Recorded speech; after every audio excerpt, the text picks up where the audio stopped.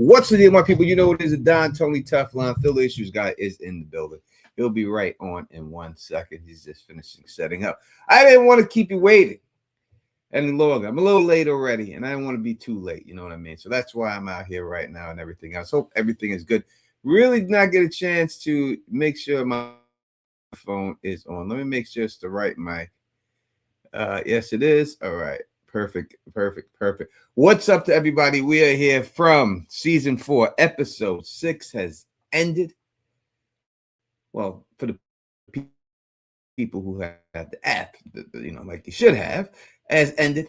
And it was a very good episode, in my opinion. But I think that it has been divisive to some people. So we're going to talk about that. We're going to get into all that in this podcast. When we get it popping, Phil will be here again in a second. He's in the background. I can see him back there setting up and everything else. But while we wait, we'll just say what up to everybody in this place rocking with us right now. We got a nonfiction in the building, rocking with the Don Tony Teflon. We got Andrew West is in the building, rocking with the Don Tony Teflon. We got Jewel the Nile up in this up. We are not the Frumily girl in here. We are the familiar. It's all familiar territory, right? The friendly stuff, that's not for us. We're the familiar. Supervillain 246 is in the building, rocking with us right now. Phil is in the building, rocking with us. Delicious is up in this piece, rocking with us right now. Katie Joe is in here, rocking with us, chilling with us right now and everything. Lord Jules is up in the building, rocking with us right now, chilling. Right now, we got Opat up in the building, rocking with us right now. We got just keep it going. We got Diva Woman 5 in the building, rocking with us. ANI is in the building, rocking with us right now. You know what I mean? We up and he's up in here, rocking with us right now. Or she, we can't tell from that picture. RJ is in the building, rocking with us right now. We got a super chat that came right in. Thank you so much from Turd. He says, what up, my dude? What up to you? What's going on, man? Hope everything is good with you. Thank you for the super chat. Really appreciate it. Fatima is in the building, and she says, hit that thumbs up button. Listen to your girl. Hit that thumbs up button while you're up in here. Make sure you do that. That's how we get more people in here. You know, Copper Broom is in the building, rocking with us right now. We got Doug McMahon in here, rocking with us. Shannon Sense is in the building, rocking with us. Her boy, Chill Bill, as always, is here. Bill Chill is always up in here. I think it goes both ways. You know what I mean? Chill Bill Chill, but Bill Chill is how he says. So let's what's going on? What's going on? We got rocking from the Field of Issues guys channel. We got Greek. We got Greek. I can only say, I'm just gonna say Greek. He would know how to pronounce it. Greek's up in here rocking with us right now and everything. You know what I mean? He's up in here rocking with us right now. She's up in here right now. I can't really see. The picture's too small. We got Vern Claude. Vern Claude is in the building, rocking with us right now. Pixie Vine TV is in here. Third Shift Lurker is rocking from Field of Issues guys channel, up in here, rocking with us right now. We got people putting the Teflon Don emoji in here, and I keep doing that. Susie Chell is in here. Listen, we just started. We got over 4 minutes in. We got over 120 people rocking with us, and we're only gonna go up and up and up from that. And the way we do that is if you hit that thumbs up button for your boy. Don is taking the beard down to sexy level. That means I'm ready to get it popping up in here and everything else and all that good stuff. Yeah, you can't rush the process. But you can't rush the process. It takes a second. Got to set up the phone lines. Got to get everything popping and all that. Can't rush Phil. So he's got to do a lot more than me than just come on here and just yak for a little bit and everything. All right. Yeah. Right. I said, yeah, I got to roll blunts and do that kind of stuff. You know how it is, Tony. You got to get prepared for the show. At least I used to know how that was. Back in another life, right? Back in the day, back in good days. I enjoyed all those days and everything. He said, did you shave for Acosta? Yes, I did. I shaved for Acosta. She's not coming on, but I shave. Every time I shave, I think of Acosta. It's like my life works, right? Jesus. RJ just gifted 10 Teflon TV memberships. That is beautiful. Thank you so much. Really appreciate anybody who do I do this to get you in there? Anybody who was just got that membership. Make sure you thank RJ for that, man. Congrats to all the new familiar in the building. Phil, episode 6. What you think of it? What an interesting episode, Tony. I heard you talking about it a little bit. I agree. It's a very polarizing episode. People are all over the place with this one. But generally, I think I like this one. I come down on the positive side of it simply because I feel like we've had so many weeks and so many times where people come out and say, these guys never talk. These characters never talk to each other, never say anything to each other. There's no communication. Then we have an episode that, especially after episode 5, that kind of bridges 5 through the second half of the season, the mission that we've discovered they're going to have to go on at the end of all this. And we have an episode where everyone talks and people go, oh, this show sucks. Everyone talks. All they're doing is talking in this episode. And I kind of like the talking.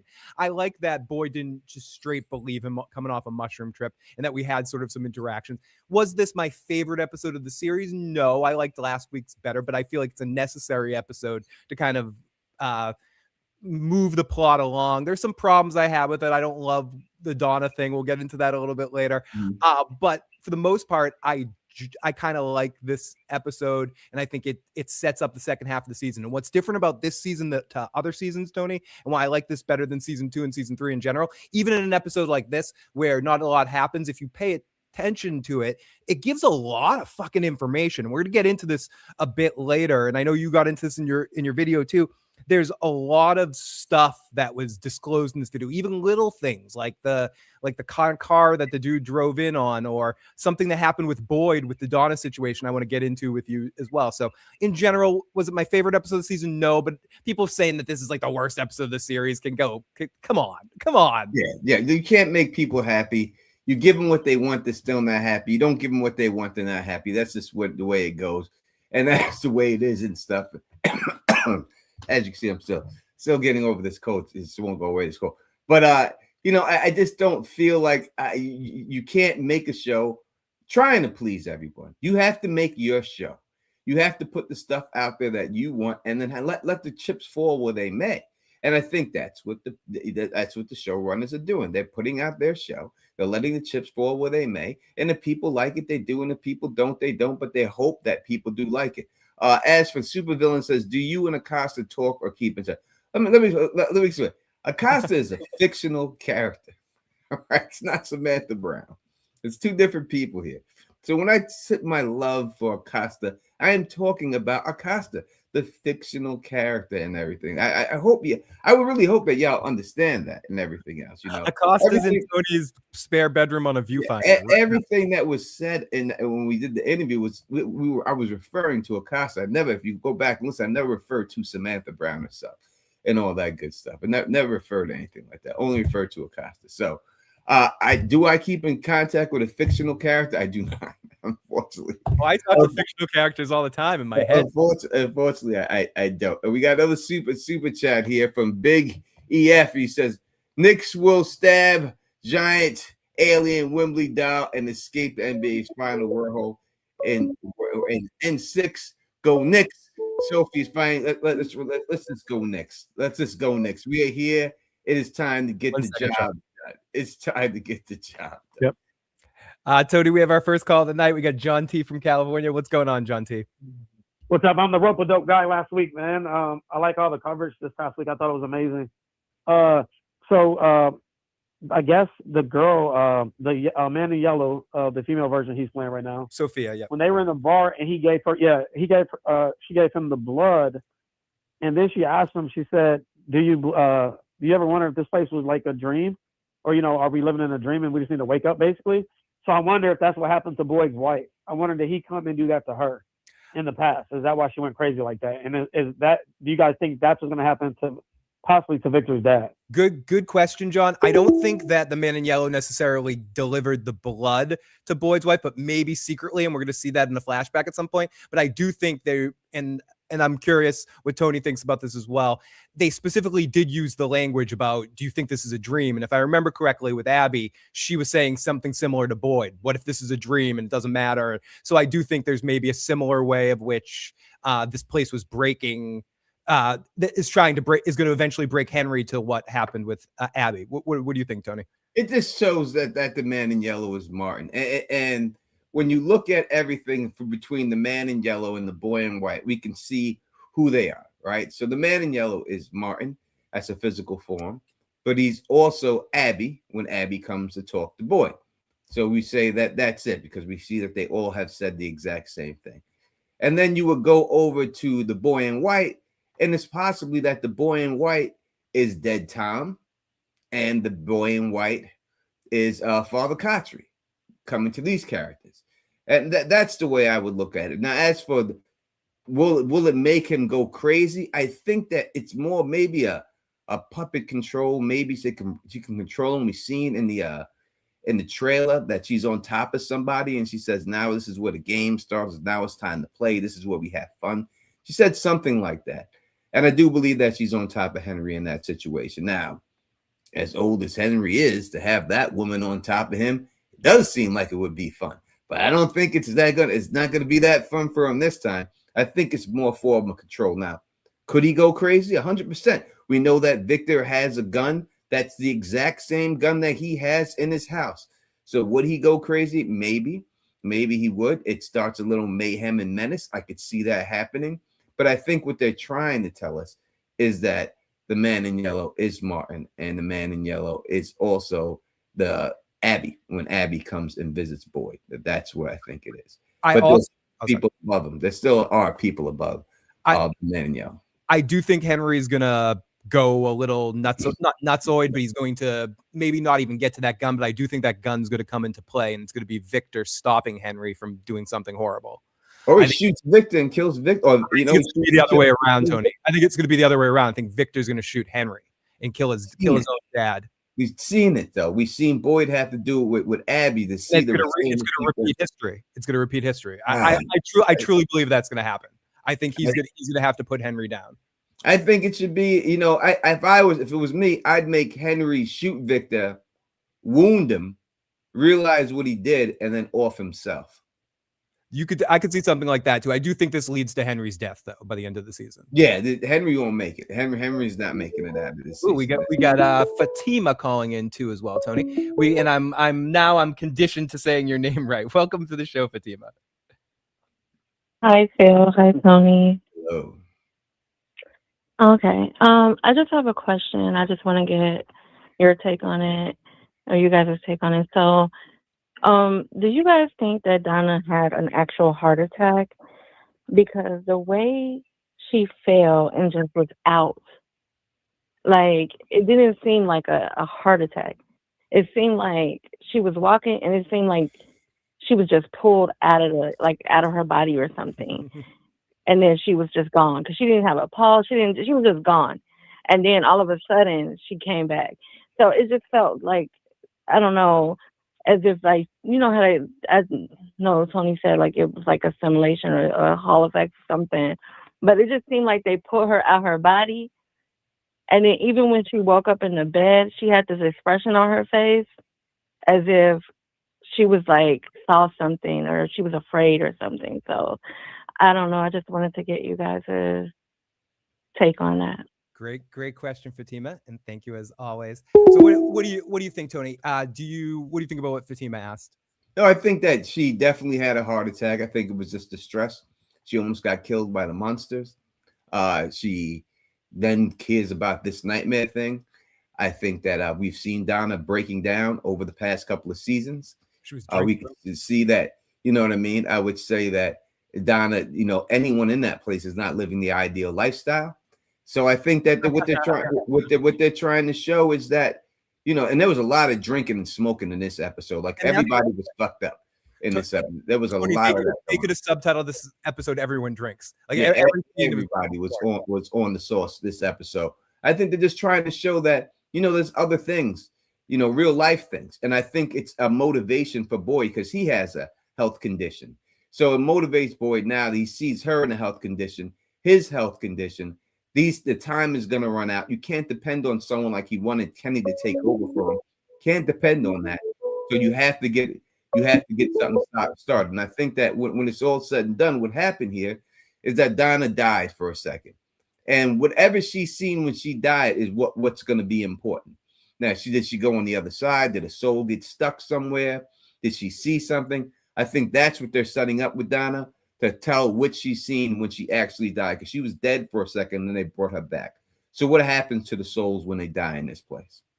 Yeah, they go to the crows, or they go to something. I do want to say one thing though. I agree with everything you said, but I want to take this at a different issue, and I'll open the phone lines back up in a second because I really want to get Tony's take on this. And I didn't get a chance to watch your whole video, but you should watch Tony's whole video. So I'm not sure if you because I said a lot of things that no other YouTubers say in that video. Okay, so you might have said this, but maybe not. So we've already established at times through this episode, one of the things that kind of comes true, or that we've seen over the last couple of episodes, is that nightmares come true. Like nightmares are manifested into some form of reality, theoretically. What basically Sarah's brother was saying. Could the opposite be true as well? Could Donna have been actually dead and Boyd wished her? We talked about dream powers before. We talked about dream abilities like Nightmare on Elm Street Part 3. Could Boyd have brought her back to life? Could he have wished her, essentially, because they made it a point to say her pulse is gone. She's been gone. Both doctors gave up on it and her pulse was dead. And then Boyd, he was doing what he should do with people were wrong, but we don't have to get into that. But he ultimately woke her up by saying, "You don't fucking die on me. You die when I tell you you can die." So did he essentially wish her back to life, Tony? I don't think so. I understand why people want to believe. Listen, people want to believe there's a lot of magical stuff going on here. I don't believe there's any magic going on here. But I think that, I understand why people want to believe that. No, it's two ways. It's the same thing that Lord Mormont said to Sam Tarly when they were out there and they were chasing the White Walkers beyond the wall. When he said, "Tarly, I forbid you to die. You hear me?" And it was a motivation thing that the Lord Commander told him, you're not dying. But you can't motivate a dead person.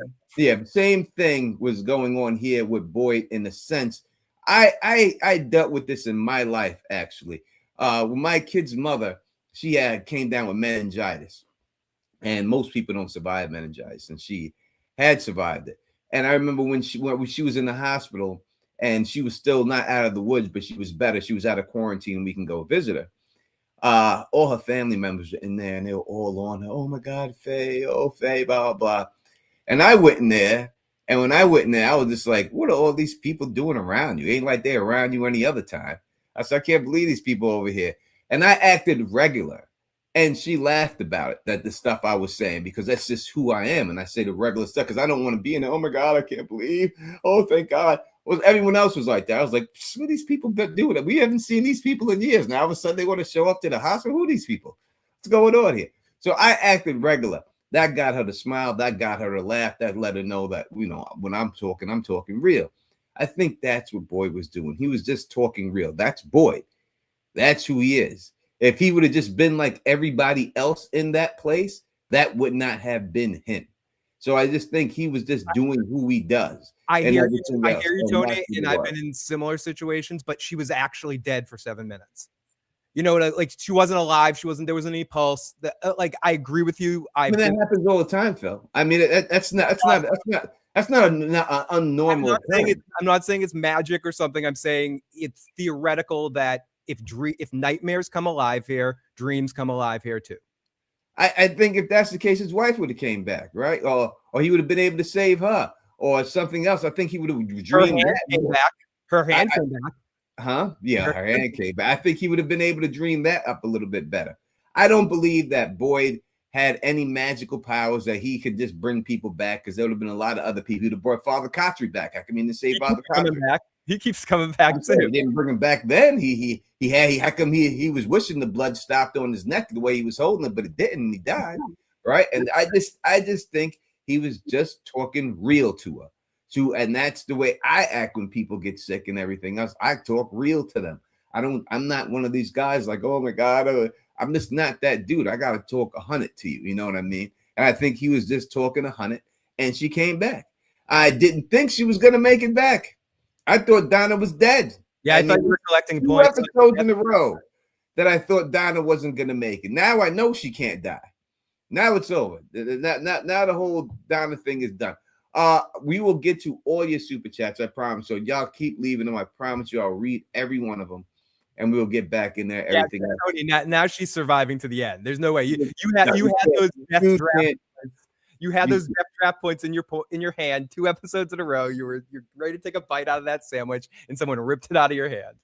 Yeah, no, you can't do it anymore. There's no way that you will be able to kill her off. She's making it now until this show ends and everything else, at least till next season. There's no other way that can actually happen. Let me go through some of the super chats that we got, because I do not want to get them out of line. All right, so we'll start from the bottom, work our way back up. Real Rebel Eric asks, what's the call number? We'll put that down there for you. Thank you very much. We got TM says, do you now believe Jade and Tabitha survived this cycle? If so, is it the cause of Boyd, Julie, or both? I think that this is the time they actually make it out, because we have seen them 1,000 times fail, 1,000 times fail. It can't be the 1,001st. One of them makes it out, one of them dies. That's the way I look at it. What do you think, Phil? Jade and Tabitha, they both make it out? One dies, one makes it out. How do you feel? Or they both die? Oh gosh, it's interesting at this point, because my instinct right now, for some reason, is Tabitha makes it, but Jade doesn't. For some reason, like Jade ends up doing some selfless act at the end here to sacrifice himself, simply because I feel like he might have a heel turn coming up. I think they hinted at it tonight a little bit in his interaction with Boyd, when he was basically saying, some people die to accomplish this, no big deal. And I mean, I know that was part of the transitional purposes, but I do think he might die to save Tabitha, but I think most likely this is a different cycle. I agree with you on that, and something changes within this one, so they both possibly could survive. At this point, Tony, considering we're 6 episodes in now, I'm not convinced that any other death we're going to have for the rest of the thing is going to be red shirts. I'm not sure if a main character is going to die anymore. I think that might be done. At first, I thought everyone was going to die, but like Boyd or something. But now I'm thinking that all our main characters might survive. I don't know. I'm having thoughts here, Tony. I hope not. I hope not. Everyone makes it. Only Kev Acosta makes it. Mick Light says, Mike Light says, I love the Caroline reference with Roger's eyes. I'd never seen Caroline, so I don't know that. It reminded me of more of Nightmare Before Christmas, but I did see a lot of people in my comment section say something about Caroline. Yeah, about Coraline, I believe it's called. Yeah, it definitely does look like that. But I absolutely see the Nightmare Before Christmas thing. Very Tim Burton. I thought that was one of the spookier things this season. The way that was way spookier than the dolls themselves. They did a much better job with that. Fatima says, if you don't like the episode, you go into the box. I agree. They should go into the box. That catches us all up. We're all about super chat, so y'all can send some more, and then we'll get them going on. Yeah, we have a voicemail, Tony, for when we're talking. Let's Carla is asking, what is the number? What is your Carla, you can have my number anytime you want. 781-913-8509. Although, Carla, if you want to save the phone charges, you can email me a voice message. This is from area code 330. Area code 330. What's your name, where you calling from, and what's your question or comment? It's the Real Rebel Eric. Hey, Rebel. Calling out of Akron, Ohio. Welcome, buddy. Hey, so I don't really got much to say, but I do want to say, do you guys think that it seemed that the town people is getting tricked into undoing the good things that maybe the past people might have, like put the dolls in the killer dolls, or that's why they have Martin chained up, to keep him at bay. It seemed like they undoing stuff that was helping them. Did you get a sense of that? Interesting. So you think right now this group of people is like ruining sort of some of the safeguards that were set up by other cycles. Is that what you're saying? Yes. And I think that Tabitha and Jade, they don't have full memories, and they kind of like all over the place. So they trying to piece stuff together, because Tabitha said she knew how to kill the monster. You know what I'm saying? After the monster, like her is like spotty memories, and then it just seemed like they undoing stuff that was working for them. Because why was Martin even chained up in the first place? So I think like the man in yellow or the boy in white, they manipulating everybody to get back to where where they could be in control of the town. Because maybe nobody really gets out of the town, but they found a way to keep stuff at bay. Does that make sense? It does, but you're saying a lot of stuff, so it's hard to focus on one point. So Martin is the man in yellow. Why he was chained up was to convince Boyd that he needed help. That's why, because he knows Boyd's the rescuing type of a guy. So I think that's where it goes. But as for them undoing the things in the town that keep them safe, I don't know if that's exactly what's going on. I mean, when you're dealing with the man in yellow, could kill them at any time he wants. Talismans obviously have no effect. I don't think the talismans are effective at all. I think this is part of the game. There's no magic involved. But if he really wanted to kill everyone in the town, he could kill them. It's not that he wants to kill them. He wants to see them kill each other. That's his thing. He's here at the end part of this game to fulfill what he does at the end of the cycle. And this cycle is coming to an end, and he wants to watch them kill each other. Troll them, kill them. Yeah, and then after they do it, it's a joke. It's a joke. Yeah, I think exactly. I think he comes in to troll them and set them against each other to kill them. I don't think he even cares about the actual murdering. I think that's weak sauce to him. He's just like, murdering another Jim. It doesn't matter. He wants to see the madness. Right. It gets him more off turning Henry bad and having Henry, like Tony was speculating, killing his son or doing some fucking nonsense. Yeah, so he's just like a Kaiser Soze or something. A troll, yeah, for sure. Yeah. So what about, I got a prediction. Do you think Kenny is going to be the leader of the resistance? No. Why would Kenny be the leader of the resistance? Boyd's the leader of the town. I mean, not the leader of resistance, but the leader of the people that's going to start turning on the people. I mean, turning on Boyd and Jade and Tabitha. No, he's too loyal. Yeah, no, not at all. Kenny's too loyal to a fault. He would not be that. It would be everyone else that you see in the town, the people smoking weed, the people doing all that, all the no-name characters. There won't be anyone like Kenny that jumps off Boyd. Kenny's got Boyd's back no matter what, and that's it. No main actor that's gonna be the one doing it. No. If anyone would be Randall, that would be the only one I could see doing it. And Elgin, I could see doing it too, because of the things that happened to him. But that would be it. I couldn't see any of the cast doing it. Yeah, and especially after tonight's episode, which really established that Kenny is truly Boyd's son, not Ellis.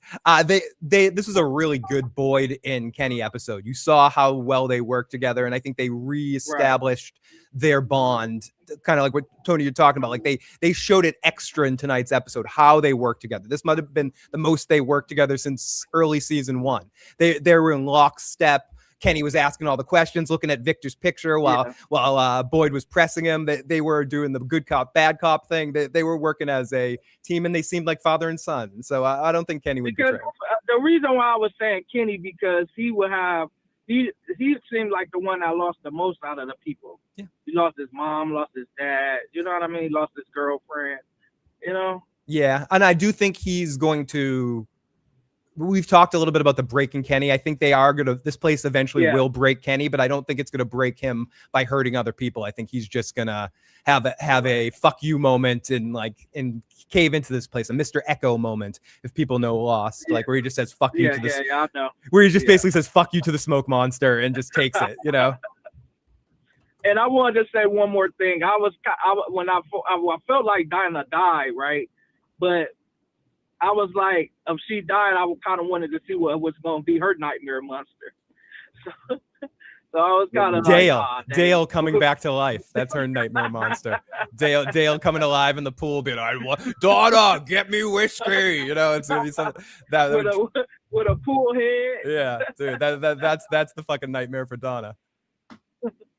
All right, guys. I'm gonna continue to listen in the background. Hey, keep doing y'all thing. Y'all great as always. Thank you, my friend. Take care. I should put on my mask since it it fairly looks like this guy's face. In fact, we'll put the mask on for a little bit. Okay, while Tony's doing that, I'll play this voicemail. So, hey, it's Bernicia. I have 2 questions.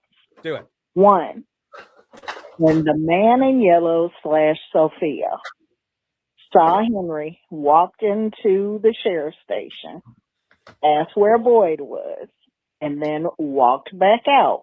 Then he went to the bar. She walked in. As soon as you walked in the bar, I'm going to be wondering now, why are you following me? And number 2, And the answer was he definitely mentions it. He goes, "Oh, you again? You're following me," but he was too drunk to even take note of it, or he's just like, "Oh, if this person's gonna pay attention to me, I'm leaving on a jet plane." So he doesn't care. I like how they played that in the preview for the recap of the episode. if you ask somebody, how old are you, or are you old enough to drink, whatever he said, I don't remember now. Yeah, no drinks for you. Not for me anyway. And number 2, did the golem remind y'all a little bit of Smiley? It did me. Her I'm son. just curious, wondering what y'all think. Okay, appreciate you guys. This is the best theory show. Oh, Bye. thank you so much. And yeah, it definitely reminded me of Smiley. Oh, Tony, that's scary as fuck. Let me do a voice. Hi, I'm Tony. Welcome to the show. Yeah, I mean, when I look at the dude, I mean, he ain't had no success in life, and I would say 10, 20 years, if not longer. He's been accused of killing his children and his wife. The cops took him in for questioning. He went through all that. There's still people in that town that probably feel the exact same way about him. So I would say he's just looking for any type of comfort that he can get. And and that's why he accepted her in there with him. And nobody else is drinking with him since the whole thing's going on. So No, you're creeping me out in the best way, Tony. So Jade mentions the Egyptians, and then Acosta, right in the next moment in the viewfinder, is looking at the Egyptian pyramids. I don't think there's any like deeper meaning there, but I thought that was kind of a cool transition where Jade's specifically talking about Egyptian stuff and the bones and the souls and the bones, and then we flash to Acosta with a great Acosta stuff. I'm not even just saying this for your benefit, Tony. I think this was some of my favorite Acosta stuff in the entire series, was just in her brief moments in tonight's episode. She was very relatable. Even just her side jokes, conversations in this place is ridiculous. I thought she melted into it. She felt not enough Acosta for me, for my likings. But it was high quality Acosta that we got of her in this episode. It was, and I would like to say, I know I talked a little bit about Acosta. The actress Samantha Brown is an amazing woman. I would say that she's great. She's a great sport. She's great. She's great to talk to. She's did one of the best interviews we've ever had on.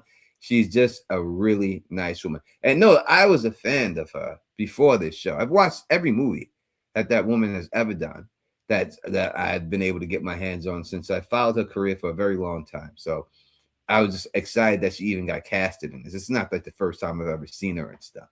So, but she is a tremendous woman and everything else, all that good stuff. But yeah, I would like more of her. I think that she deserves more, but I think she's going to get more as the show goes on. She's luckier than our friend Elgin, who we finally see him again in this episode, but they're not giving him much work this year. He's just coming in. Oh, I get to cut stuff right here. I get to carry around dirt for Fatima. They're giving me shit. Yeah. Listen, let me tell you about the 2 people who get shitted on the most in the show.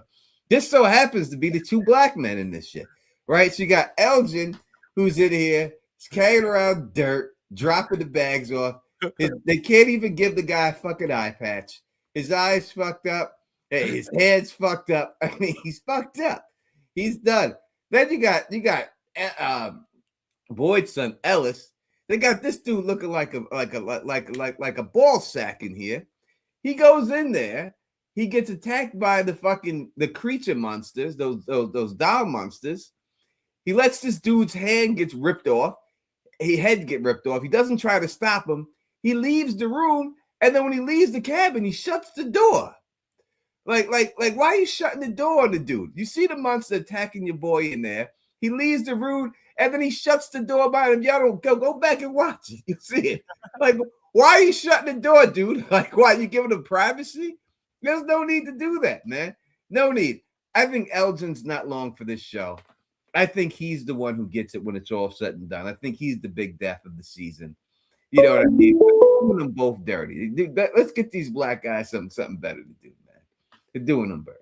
Yeah, and the way they establish and spend so much time on Kenny and Boyd's relationship. I was joking earlier, but I'm not. And then when we finally see Ellis and Boyd have a scene, it's like a 2-second scene, and it's all uncomfortable. So what do you think about Fats about getting a big giant pile of dirt? I think it's okay. I think it's okay too. See you later, son. Bye. And then they just separate. I'm gonna go back to Kenny. If it's theirs, they focus so much more on Boyd and Kenny's relationship. Ellis does kind of get the short end of the stick in pretty much every situation. For some reason, Kevin, who's trying to call in, it's being sent to an auto situation. It's not even ringing on my end, but I just called the phone. It's still ringing through. So Kevin, I'm sorry.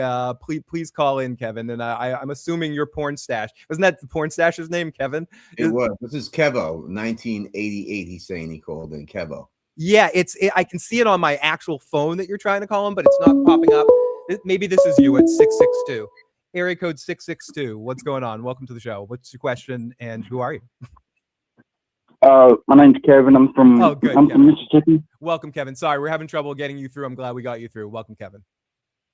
Yeah, I just got a quick question. They knocked a hole in the wall in the basement of the colony house. Do you think that means the monsters can get in there now? I think once that door is open, that's a wrap. I mean, if there's no talisman down there, it depends how this talisman thing works. If the talisman in the window protects the whole house, then no, when the door is closed. But if the door is left open Henry stumbles down there drunk and opens the door, then yeah, they're gonna get. There had to be a reason why they shut it down. Yeah. And one. I was just wondering about that. It seems like everybody in the colony house is going to be in danger now.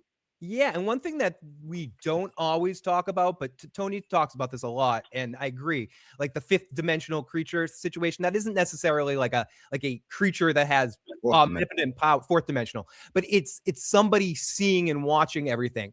Everything that they're talking about, all these ideas, all their plans. It's one thing that they know everything. So whatever plan that you have, they also can plan and predict, so they know they were coming. They know Boyd's going down there. That's where I know you got to take chances, but you're taking chances in a situation where the enemy essentially knows your plan because they know exactly what you're going to do because they're watching you.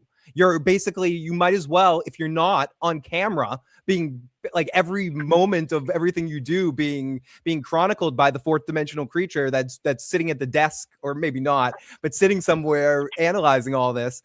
So that's one of the things that makes it extra difficult. So I think the ultimate way to get out of here is going to have to be a swerve. It's going to have to be something that the main things wouldn't agree with. Unless there's nothing they could do. Maybe they're stuck there. Maybe they can't leave that fourth dimension and affect them in that way, and that's why they have these minions. Or if it's just an experiment that they're running to see if these people can get out or not. It could be, it could be like Jade said, like rats in the maze. They put the maze in there for the rats. If the rats actually make it out, then they document it, pick the rats up, and start and do something else, right? So that's what it is. Do y'all think there's a way out down there in them tunnels, or do y'all just think it's the bones? Say it again. Do y'all think there's a way out in the tunnels through that door, or do y'all think it's just bones down there? No, I don't think that's the way out at all. I think that what they're looking for, when we look at the picture of the eyeball that's dripping in the pond underneath, I think that represents the lighthouse, the eye in the sky that's dripping. They were told that they needed to get to the lighthouse to save the children. I think the light, the way they have that eye in the sky, I think that's the lighthouse that represents the lighthouse. So I think, and it shows underneath the lighthouse there's a lake, so I think the lake is underneath the lighthouse. The eye of Sauron. All right. Awesome stuff. I didn't think about that. Well, it was nice talking to y'all. Please call back. Appreciate you. Mississippi in the building, representing right there. Representing, appreciate 100% and everything else. And make sure you hit that thumbs up for you people. I'm about to check and see how many likes I got, man. And if we have at least 250 likes, we're gonna gift some memberships out for everybody else. Yeah, so it was a really good call, Kevin, as Carla Way says and everything else. Listen, this is your people, Phil. What how do you say it? Z Media. Z Media. I'm so worried about Henry. I'm not worried about him because I just know he's dead. I don't think there's anything to worry about. I think it's a wrap for Henry. I don't think he's no way he survives. It's impossible for Henry to survive. I don't think he's long for the show. I never did. I think he serves his purpose, and I think he's got to go now. I think that's just the way it's going to be for him and everything else. You know, I'm surprised he's still there. We got another voicemail. Someone that called in while we were in our last call. This is from 832. Hey guys, I want you to answer a question.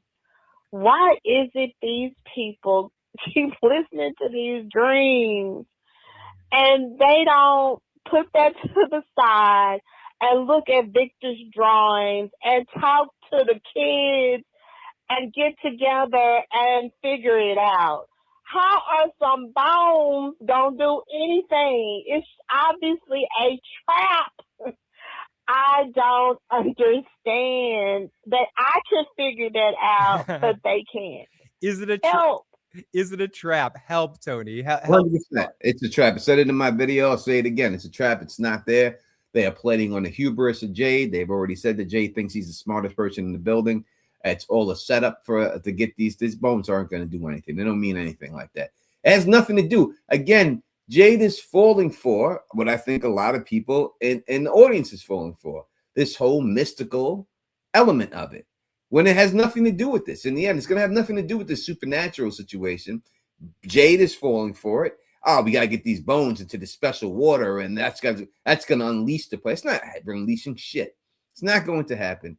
Guarantee that's not what it is. There's no way around that. And I think at this episode, it even points out that's not the case. But I think that Jade is full victim, just like a lot of people who watch the show who wanted to believe or think that it's some type of supernatural situation when it's not going to be. And Victor gives some interesting info about the person that jumped, more info about the yellow man in his car. I know you talked a little bit about your car, the brown car. I thought that was very ominous, the way they talk about it. And in Chekhov's car, it's just sitting there. There definitely has to be something in the car. As much as I'm going to stick by my guns that I think Acosta is going to find the evidence, it does seem like maybe they'll find some connective tissue in the car, and the car might play a result. I thought Victor actually gave some decent information tonight. They got some information out of Victor. Yeah, I don't think there's going to be anything in the car that's really going to point him in a direction. I think they brought the car up and then they showed Victor draw the picture of the car. And I think that his pictures are the bookmarks for Julie. And I think Julie needs to start telling people what she can actually do. I think those are the bookmarks for Julie, are the pictures. The only reason to have him draw that picture at that time is if Julie can use that picture as a bookmark and see when he actually arrived, see him kill the person in the car with him, or see him transform into the person that was in the car. And that's how they'll figure it out. I don't think there's anything going to be in the car. I just think it's going to be 100% a story walking moment for Julie. I still think Acosta is going to find something, but it could be. I do think it's interesting. I think she finds a picture because you see her playing with the picture machine. So I think it's a picture down there. And Julie's obviously doubting herself now, but will have some sort of so in my video, I pointed out exactly what it is. Back in the Victorian era, there was different stages of grief that you had to go through before you were able to ascend from when someone passing away. First stage of grief, you had to wear black for a whole year. I think that's why her hair was dyed black, and that's what it is, a goth type thing. She's in grieving for her father. But then you see the color purple, and this after a year and a day, you were able to transition into that exact shade of purple that was on the wall. If you look at the thing, you see Julie standing right where the purple is, right down to the purple's on the back, and the other color of the wall's right in front of her. And I think that's the duality that they're showing, that Sarah is going to help her get over this stage of grieving and move into the purple stage, where she actually starts to believe again that she could actually do something again. I think that's why that was all set up. And it was an interesting scene with Julie and Sarah as well with the painting. Bhakta had an appearance tonight. We talked about her a little bit. This was the most she's got to do in this episode. Yeah, cook food for people. And Real got some points with Ghost Father Kotri showing up in our draft. With the best haircut that anyone's ever gotten in Fernville, Father Kotri showed up with. His haircut was immaculate. Everyone else's haircut is shitty, but his haircut was immaculate. He came in there with the fade and everything. After his neck was edged up, everything was great and everything else. Quick, baby. He was looking good. He was looking good. And he's coming in sassing Boyd right away, being like, I don't know. I'm what the hell? Establishing that relationship. Another really great episode from Harold. He killed it. Him and we talked about it earlier, him and Kenny, they were just locked. I think they realized they fucked up killing that character. 100%, dude. 100%. And I think if they could do it over, they would not have killed off Father Kotri. I think they would have had him around longer. But I think they did it, and then once you do it, you have to undo it. And this is why they do the ghost thing with him. But I think if they can go back and do it, if I have an interview them, I'll ask them, like, if you could go back and not kill Father Kotri, which I guarantee they'd say, no, we wouldn't have killed him all. Same thing as George R. R. Martin, when he's seen the Wildling woman play his character, he said that after watching her play it, he would have wrote so much more stuff for her in the book. Osha? Yeah. He's like, if I seen her play this character before, he said, I would have wrote so much more stuff for her to do in the book than what I actually gave her. But the actress did it so well, and it just inspired him that he would have did. And I think that's what happened when going back and watching it, when they seen Father Kotri, like, damn, this is an important piece. We should have kept him around. Tony, before we get into recap, because I guess the episode has started, when we get into like the blood and the water in the Henry and Sophia situation, what do you think actually the man in yellow was doing in that situation? You think his blood is some form of like some drug that's for controlled, or do you think it has anything to do with it? Was it just sort of a power trip again, getting off on the fact that making Henry the person who he ate his family drink his blood just as sort of like a sick twist? No, he said when he took a sip. After he took a sipper, he said, it's harder. Yeah, it had more kick to it. It was like it did something. It did something in there. It wasn't the same drink after that blood got. Yeah. What do you think? What's your instinct on what was going on in that situation? I think it's some type of control situation that she's going to be able to control him in some way or manipulate him in some way. I think that somehow he'd be able to do that. That's the only thing I could see it going down. It can't be anything else. I don't think he just did it like he did with the water. I think it meant something else. Yeah, it was some form to permanently, because she finds out, but not she finds out, but she says, my son was here, my son survived, so left a loose end. You know what I mean? Which is it's weird that you would think the man in yellow would leave a loose end like that. Victor living all those years and everything else, but Victor's the loose end that he never got. So I just think that there had to be set up for Victor not to get killed and stuff. I think the man in yellow knows that Victor was left alive, and purposely, and I put it in my video exactly why that is and stuff, because I think it's his dreams and stuff that built this world.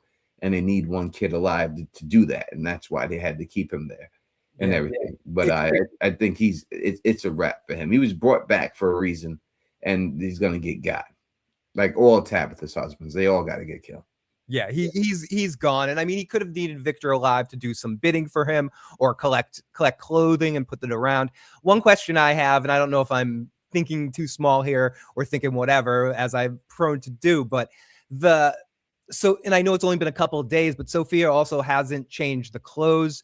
Are the clothes directly associated to the transformation in any way, shape, or form? Like, does she have to stay in those clothes to stay in that form? I don't know. I mean, we didn't see her change the form until she got the clothes on, but she was naked first, then changed, then put the clothes on, right? And then converted. But there's got to be a reason why all the clothes, it seems like there's clothes buried around in different places. If Sophia was a resident that was there, and that was probably her clothes that was there that she got and stored up, and that's the identity he's going to assume. I think it's possible he doesn't stay in Sophia for the what is this? I'm so stupid, but follow me here for a second, because it's really stupid, and again, very Kirk Cameron and Dudley Moore here. So what if Cameron?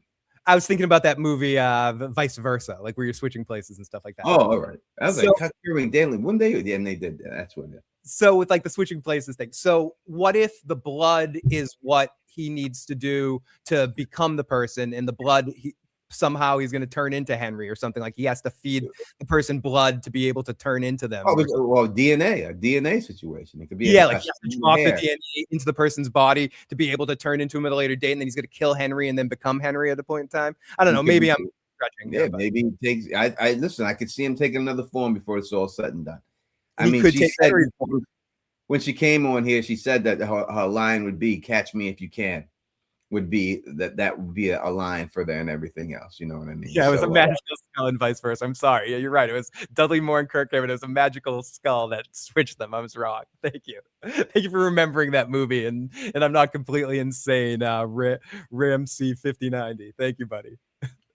But yeah, that was my one thought while I was watching it, that maybe it's the first step to be able to turn into another person. It's kind of putting Henry into the Rolodex of someone that he could turn into, could kill Henry if things get hot for Sophia, could kill Henry and jump into his form. Yeah, gonna go right into him and just keep bouncing around from person to person.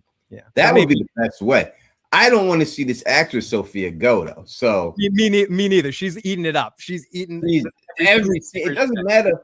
And that's the whole thing. It doesn't matter who she's in the scene with. It doesn't matter. Like every time she eats the scene up, no matter who she's in the scene with. When she was in a scene with us, she made us better too. You know, she's just fucking hilarious. Every time she's in the scene, she rips it. And she played a good drunk person. You know what I mean? It's not easy to do to play someone drunk. It's a hard thing to do, and she played it pretty well. And she did it. She was doing that thing where she was lowering her head. And to your point, Tony, she wasn't just even playing drunk. This is where the actress is killing it, because she's allowed to do something like in theater school and acting, they kind of tell you not to, but in this part you can. It's like monitor yourself. So she's playing this, but she's also having a relationship with us on the camera. So she's like drunk playing this guy, and you could see the man in yellow having fun, getting drunk. The human, like that was legit. I think the man in yellow was getting shit-faced and enjoying the time. I don't think the character was faking, but the character was also like, this idiot human. Like, I'm having too much fun. Like, you're fucking with someone at the poker table. Mm-hmm. Like this guy's a funny bastard, but I'm gonna take his money all night. Like, I don't think he hated Henry. I think he was like, oh, I hate this dude's family. I'm fucking stick my hand up this dude's asshole and use him as a puppet. It's just, but he was having fun doing it. And she was, Tony, she was playing all of that so well. You're right. Mm-hmm. I'm gonna miss it when this actress leaves the show, because she's having a ton of fun up there. Yeah, we're gonna see her in bigger shows and stuff. I hope so. I hope so. Girls. It's a wrap. I guarantee it. I'd stake my career on it, unless something happens. But if it just keeps going the way it's going, there's no way that she's not going to get the shot. She's going to get someone in Hollywood's going to give her the shot. They're going to give her a shot on something big. Yeah, she should absolutely have that kind of opportunity, because she's hugely charismatic. It's like, it's not even funny. And that drunk scene, Tony, because Henry is also, you're right about that. I've had to do it on stage and I can't do it. I can play a lot of things. Drunk's tough, like, because you overdo it or you underdo it. Some people play it much better than other people. It would be hard for me to play. I'm a pretty good actor myself, I should say, but it would be hard for me to play drunk, because when I drink, and people will tell you, like, if I'm ever drunk, I don't act it. I act regular. Mm-hmm. I've never been fall down, slap. I've never gotten to that point. It never happens. I've drinking a lot and act a lot, but I still act regular. People always say, I don't know how you're acting regular. You still act like you just own one beer and you've drank, 4 40s. And that's just the way, I don't know why, but that's just the way it's always been. So it'd be hard for me. I've seen other people, and I would have to just like draw from like one of my friends and then imitate my friend. You know what I mean? It would be more of that for me, because I never get like that myself. So I don't know how I would be able to do that. This is an interesting question. There's rules on it. Sometimes things get smuggled through, like Cheers. Through all of Cheers, the actor that played Norm, and people might know what Cheers was. It was a sitcom about a bar. They drink. There was one guy who was the drunk, and he drank thousands of beer throughout the series. It was like a flat near beer with salt to make it bubble. But in the last season, in the last couple of episodes, they said fuck it because they were canceled anyway and ending anyway. So they let him drink real beer on set. So like you can do it, but for the most part, most people aren't. Like when you see them smoking, they're not smoking real cigarettes. They're smoking like stage cigarettes, stage weed, which is all sort of fake. Well, we'll have to have the Walking David on to talk about that stuff at some point, or Eric Nolan, who's been on like Game of Thrones and stuff, to talk a little bit more about that stuff at some point. But basically, it's like near beer crap, or it's fake alcohol. Like they're not really drinking. They're probably drinking water in these scenes, which makes it even Malta or something like that. Exactly. A non-alcoholic beer. But even a non-alcoholic beer has like 1.000% of beer in it. It has enough of a bite to make you have a reaction that seems real. Yeah. 100%. 100%. We have 300 people up in the building. Make sure you hit that thumbs up for your boy. This is the #1 show for the fans, by the fans, Escaping From podcast. I am the Don Tony Teflon. That is Phil, the issues guy. We are about to start the recap of this episode, and then we're going to open up the show, the phone lines, and hear all of your theories right after. Phil, the issues guy. Let's get into this damn recap. Recap. Oh, wait, let me, you want to hear? It's a recap. I'm over here. I'm over here. I'm over here. Oh, yeah. And I'm back. Okay. So let's get into this recap, Tony. Let's break down this episode.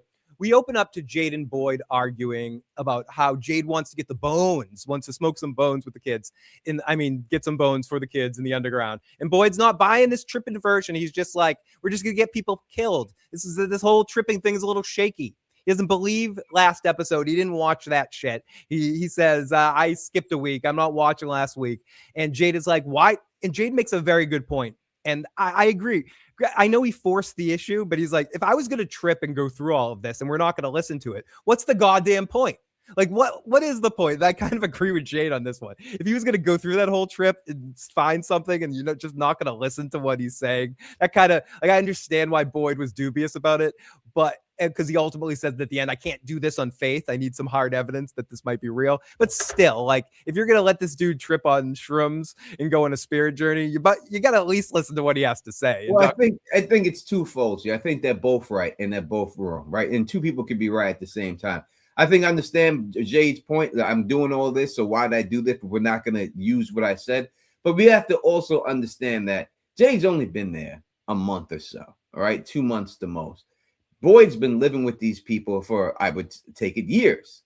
So he has a deeper connection to these people and cares more about these people than Jade actually would. So he can concerned about what would happen if these things happen. He's seen bad things happen already in this town when they tried to do things. So I would agree with Boyd. Like I hear what you're saying, Jade. I trust what you're saying, but I need proof to believe it. And I would have been with Boyd on that 100%. That I need something else than just your word.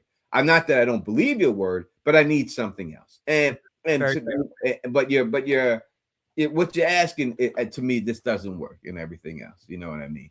Yeah, very fair, especially like give it a moment, give it a situation. Oh, we have our amazing friend Mika, who's still a member for 21 months. Hey guys, love you. It's amazing. Thank you, Mika, for all the support and the love you've shown both Tony and I through the years of this show. It is amazing to have you. And you and everyone in the live chat and the people that listen to the audio cast, you guys all make it more fun for us to watch it, whether we're right, whether you're wrong, whether vice versa. Exactly. Listen, when you do what we do, when you're on the internet and you do these things, let me explain something to everybody out there. Everybody wants you to be wrong. There's no one that wants us to be right. Everybody out there is dying for us to be wrong. You want to be able to come on here and laugh at the Don and say you were wrong, motherfucker. I understand it, and I understand why you want to do it. But in the end, it's not going to happen. The Don is the Don for a reason. All right. You don't get this sexy as a Don without being right all the time, and you're gonna see it in the end. I promise you, this is what it's going to be. You'll see. Y'all all see. And one way or another, Tony, we already see it. It's going to be fun to... Mika sent you, Phil, a super sticker for $20. That's sweet of you, Mika. Thank you so much. I will make sure I will buy something in honor of you with that $20. Okay, so Boyd's like, all right. Say you're right. And he makes this great point, and you're right about this, Tony, which is essentially your point. Even if you're right, ignore the tripping fever. So how does finding those bones send us home? We don't know. We don't know anything. We should probably figure out some more information and like put this on the table, analyze this a little bit. And they start by the theme of the episode. Tony mentioned it earlier, and it's ultimately could be the subtitle of this episode: Pour a Drink. Everyone, I feel like talking about this episode, I have to get drunker than normal because of how much they were drinking in this episode. Everyone, like every scene for the first half of this episode, Tony, you could start the scene. They starts with a drink. Donna pouring a drink, Boyd pouring a drink. Boyd pouring a drink that Father Kotri brought in, the good shit. The good shit. And they show that bottle's empty now. Mm-hmm. Like that was the last of it right there. That was the last of the Father Kotri good shit. And Tony, as people in the live chat are saying, let's be real. Half the people watching the podcast are still watching us just to see that you eat this chip. Like, I'm not eat the chip because I'm going to be right. So I'm not even worried about that. I know that's what they want to see, but in the end, it's not going to happen. You know, that's what they want. That's what they want.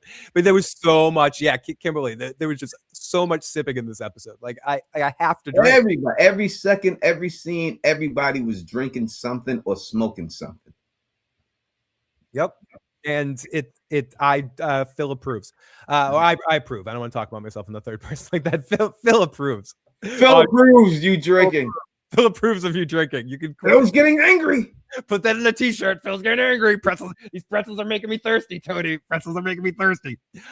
Okay, so Boyd's all right. So he pours a drink. He says the bones. Jade pontificates about the Egyptians, and Boyd is like, "What about the part where you get everyone killed?" And he says, "Well, Boyd, I need you to stop that." And Boyd says, "You want me to approve a suicide mission because you tripped?" And they decide to go to Colony House to see if the door is there in the basement. And we cut to the end of the episode, and they see that there's a door there, and we move on to the next episode. Everything else that happened is bullshit. No, and that's the people that are against this episode that they think at this point you could have just had them go down there, bash down the wall, end of episode, everything happens. But it's not that simple. You get so much texture within the lines here. But yes, this is the point where you can cut and just cut to the end of the episode and have Boyd go there with a sledgehammer, break down the wall, and they go into the door. So yes, but that's not what happened. They head down to the basement room to see everyone's favorite Acosta.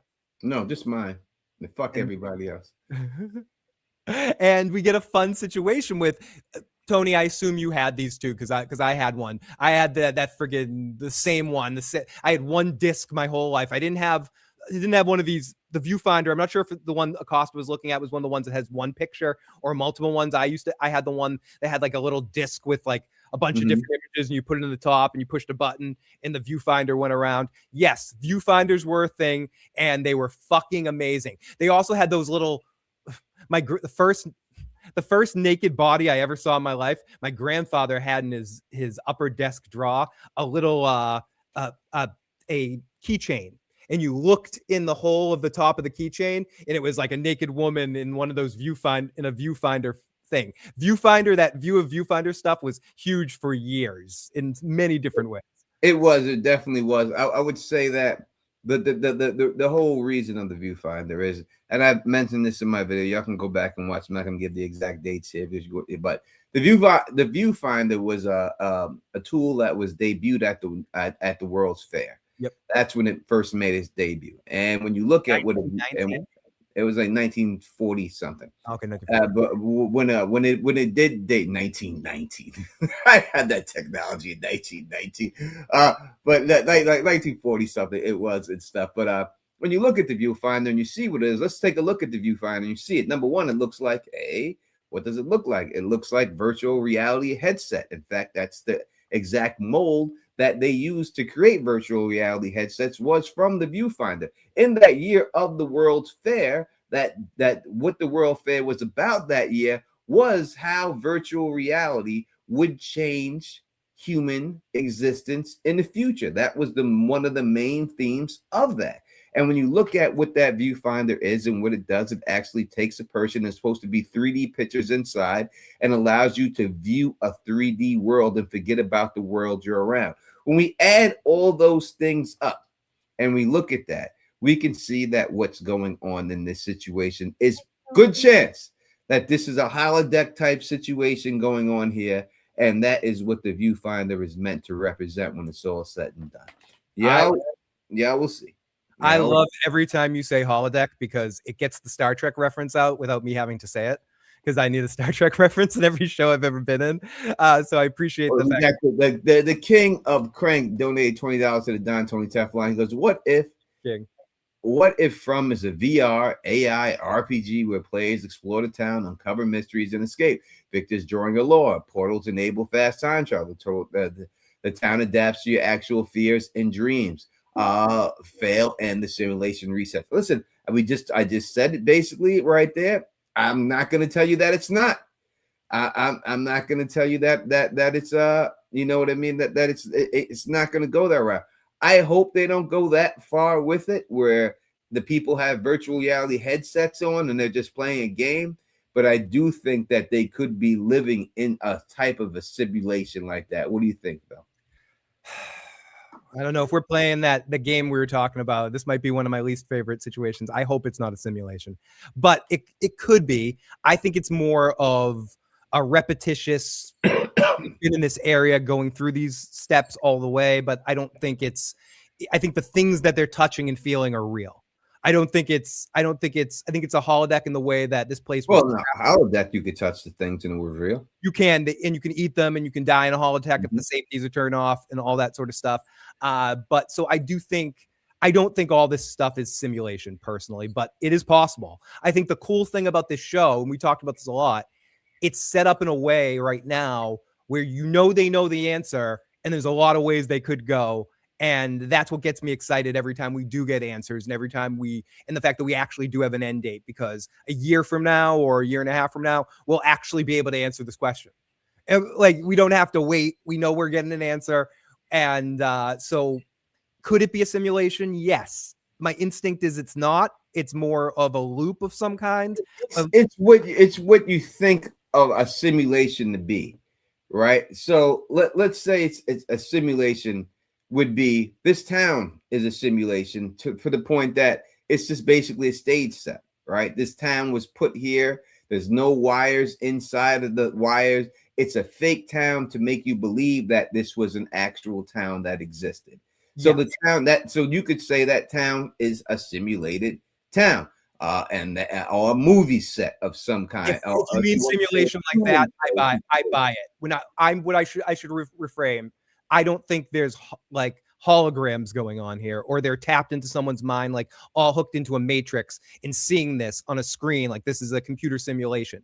Could this be a fake simulated situation, a fake set orchestrated? Yes.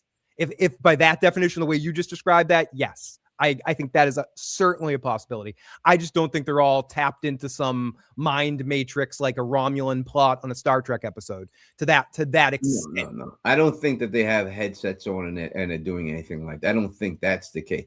I think that when they showed the viewfinder, it's to show you what it is, not that that's exactly what it is, but to show you what that thing represents, and that's what's going on in this whole world, like that it's a pocket dimension. When you put those things on your head, you are transported into this one little world that you're supposed to be in when you're there looking at the Alps or whatever. And that's where they're at. That's basically a pocket dimension for your eyes, and their whole body is just sitting there in this pocket dimension. I think you're definitely on like, I am a big fan of the whole pocket dimension thing and all that. And if that simulation carries like the loops and the simulation, I think I was saying ultimately the same thing, but I was getting wrapped up in simulation with the holodeck. And I hear people in there say, the writers said this. Listen, man, I don't trust the writers or showrunners for anything until or the show. Actors, they're liars. I can show you 1,000 times the showrunners have came on and lied blatantly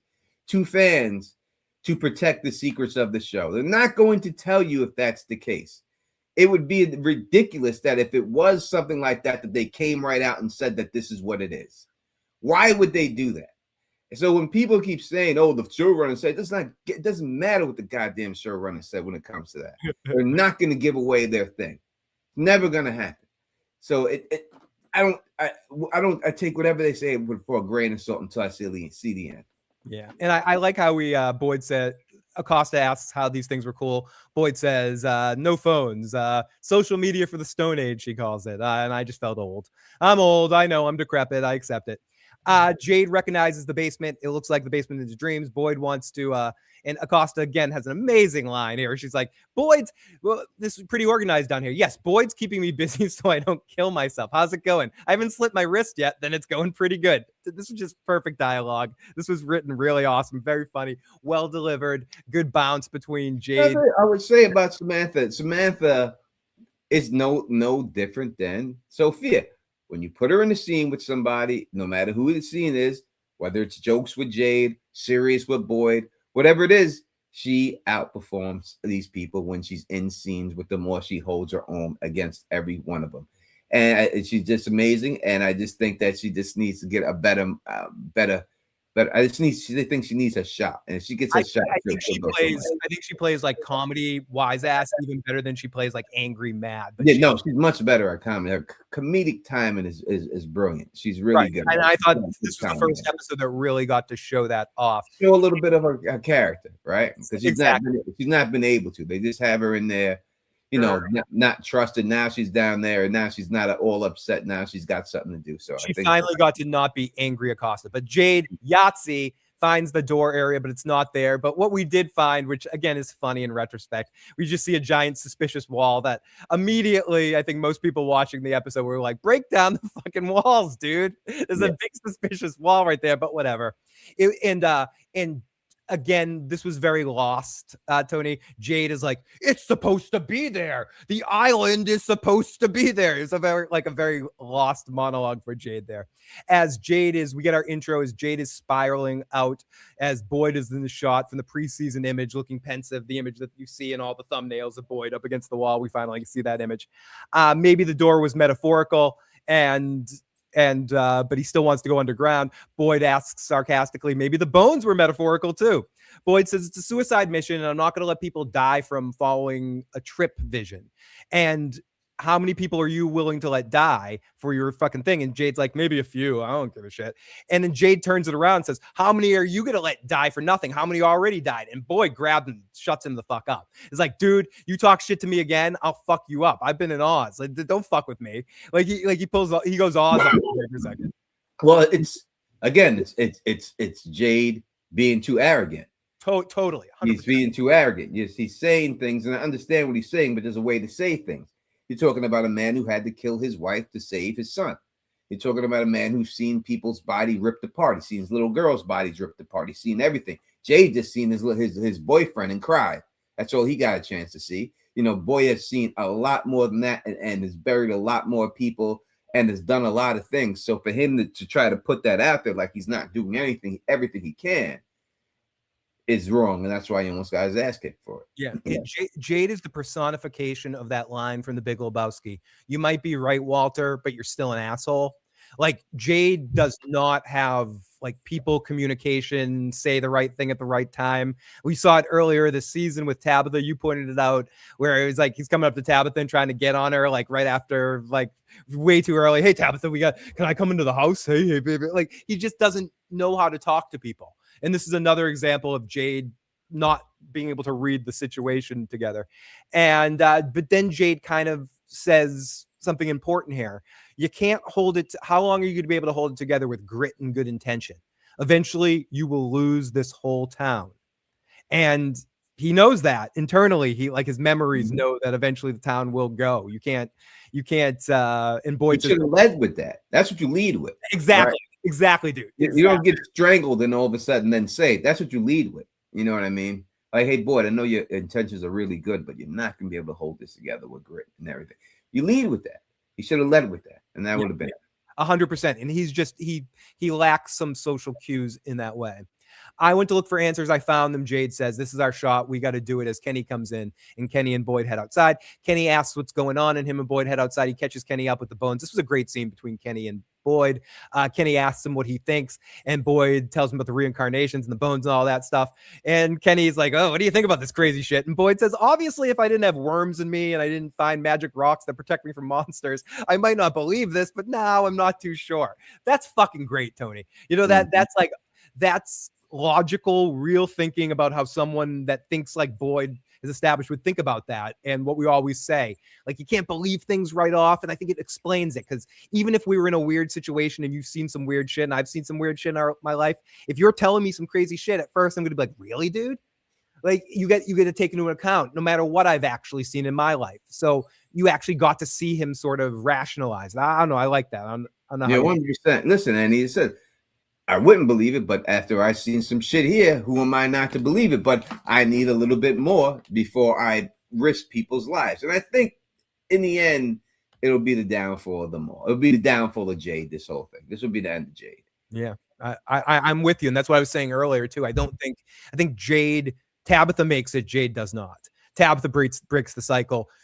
Jade has a heel turn of some sort and needs to be stopped, or kills himself and goes back and forth. But we will see about that. Boyd apologizes for not updating Kenny yet, which was kind of a fun, kind of a cool bonding. And Kenny's like, no worries, dude. This place is pretty crazy. Remember back in the good days when like there was just nightmare creatures outside and talismans worked good? And Boyd's like, yeah, sure, Kenny. Kenny's like, I don't know, man. I remember back in the good days when people were just eating my mom and dad. No. And then he shows him the pictures of Victor's mom being eaten. And then right on cue, we hear this, well, what the hell is Victor doing up there? And we cut to Boyd and Kenny on the roof with, this ended up being a little bit much to do about nothing, almost like trailer fodder. Like Victor just hanging out on the roof. That, like, it was like again, Cheers, like the Frasier episode when he was like on the, like, I never intend to jump, I'm just up here for show. Like what was the real point of Victor being on the roof? No, it was just to get him to draw the picture.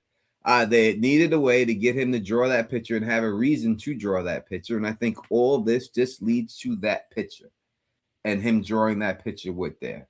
I don't think there's going to be anything in the car. I don't think there's anything that they're going to find in the car that's going to make them. What can they find? Some ID in the car? No. That's not going to help. I mean, if you find ID, okay, so what? What else is going to, what can they find in that car that could really help them identify the man in yellow? There's nothing in that car that's going to help them identify the man in yellow. The only thing that can help them is Julie goes back to that, uses that picture as a bookmark, and she goes back and she sees it physically. And look, like I said, the man in yellow said he's seen him multiple times. So we got to stop running into each other like this, right? So she's gonna have to see him again, besides that other time. And this is probably one of those times. Yeah, I think you're probably right. Originally, I thought maybe the car was stuff, but you're definitely selling me on the car probably not being as big of a deal. But I do think, again, just for this situation, just to reiterate what I said a second ago, I think they just had it for show. It was a decent scene with them, but they could have had that scene in Victor's room as easily on the roof. But they just wanted you to, like in the preview, to make it seem like Victor was going to kill himself or do something. But really, he does say a couple of interesting things. He says this may be the first mention that we have of some of the middle period of time that we haven't heard before, where he talks about, we'll grab the phone lines in a second, 262. Give me 1 second. About when the person that jumped off the roof and landed on the ground, couldn't handle the place and jumped off the roof. We don't know in what cycle that was. That could have been in some of the gray area time that we haven't heard about yet. That some other person was there and killed themselves by jumping off the roof. But anyways, so they head off and we'll follow up on them in a second. Then we get Sarah and Julie. Sarah's doing something nice for Sophia. She's painting her room. Tony got into that earlier with the colors, and make sure you watch this video to get into that a little bit more. I joked in my notes, what color is it going to be? Yellow? Dun-dun-dun. I think a fresh coat of paint makes everything better. She says Nathan said that and it was awesome. Julie says she's sorry. And remind me, this is the first time I remember in a long time, or I couldn't remember if Julie and Sarah shared many scenes before. Is this the first real? I think they have once before, but no, not many. I think one time they shared a scene together. Yeah, it seemed exotic to have these two characters together for some reason. Like it felt like, whoa, have these two characters talked before? Like, why is Julie showing up here? It was interesting to me and it makes sense though, because Julie's been touched by this place now, so she can relate more. I think maybe the only time we saw her is when when Sarah was fucking with Ethan, like Julie gave her like a "fuck you, Sarah" kind of vibe maybe during that situation, but maybe I'm misremembering. But it yeah, turns out that Julie is besides Boyd, I would say Julie is the second most important character in the show. dude, it's weird. It's you wouldn't have thought that when the series started, but it's true. And I think she's definitely super, and she is. She's more important than Jade ultimately in the end, I think. And she's more important than Kenny. She's more important. When the series start, you would have thought Christy would be more important than Julie, and she's not. No, she's not. Julie is like the second most important character in this show. Let's take a quick phone call because this person's been calling in. Area code 262. Welcome to the show. Turn your radio down in the background. What's your name? Where you calling from? And what's your question? My name is Leisha. I had a question about the medical and manifestation.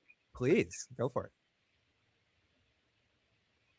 So hi, how are you guys doing today? We're doing wonderful. Doing good. Thank you. Sorry, I was about to recalibrate because I turned the volume down and then I'm like, am I on hold or right, you don't know if I good... was like a call screener that was like, excuse me, what do you want to talk to Tony and Phil about? Let us know. You know, like you didn't know what the shit was going on. I get you. I just wanted to make sure I got your phone call in, and then we'll get back to the recap in a second. So please, what is your question about the medical stuff? Are you guys okay with speaking now, or do you want me to call back after? No, you can speak right now. It's fine. You're hearing that. You have to sit there in silence until we're done with the recap, and we'll keep you connected on the phone. But no, yes, please. Well, okay. So the interesting thing is like, without a pulse, like my background, like I went to medical school in neuroscience, and so there is a such thing as like you can have a pulseless VT, ventricular tachycardia.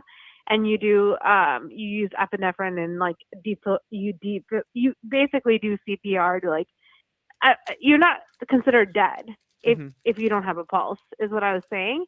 But I was thinking that was interesting that they use the time limit of 6 minutes. And I've had a Sunday fun day, so I'm buzzed too, just to let you guys know. Okay, so you're not saving anyone's life tonight. Yeah. No. I'm off. I'm enjoying my. But we're Sunday. still going to refer to you as expert testimony here. So we have expert testimony right now. So keep going, please. So the 6 minutes is very interesting because usually like you're pretty much fine like 4 minutes in. And usually like 6 minutes is like when your neurons start to like degenerate, and it's interesting that they use 6 minutes. But I do agree with what you were saying, Phil, earlier, and that's why I wanted to call in earlier. Was I do think manifestation is a big thing, and even if you can manifest nightmares, then you can definitely manifest like the Golem, for example. Yeah. And I remember it was your guys' chat that I thought I was thinking of it, and I remember mentioning it because I was rewatching Supernatural because that's another show I rewatched with my mother, and they had the Golem in that episode, and I was like, oh my God, she's building a Golem. So I was thinking like that's how I think it's possible. The question I had. I guess I'm going too fast. Oh no, that's okay. That's okay. You're welcome. What's your question? Okay, so my question is, okay, so first of all, do you think she died? Do I think that Donna died? I mean, it depends what you mean with definition of death, right? So, what do you consider dying? You know, is it that people who have died, who they've been pronounced dead? And put in body bags and woke up alive in body bags, right? Are you saying dead like that, or dead that her heart stopped and she lost all brain function and then came back to life? Like, what it all depends what definition of actually passing away you mean here. Yeah, it makes me think. Someone said it in the live chat too, like the movie Flatliners. Like, did she just like dip out for a second? And I also question if. In this town with the equipment that they have, if they're getting absolute accurate readings, do I trust Marielle? Maybe Marielle's on the sauce again. No, I'm such an asshole. Like, who knows? I'm not sure if I trust Marielle, but whatever.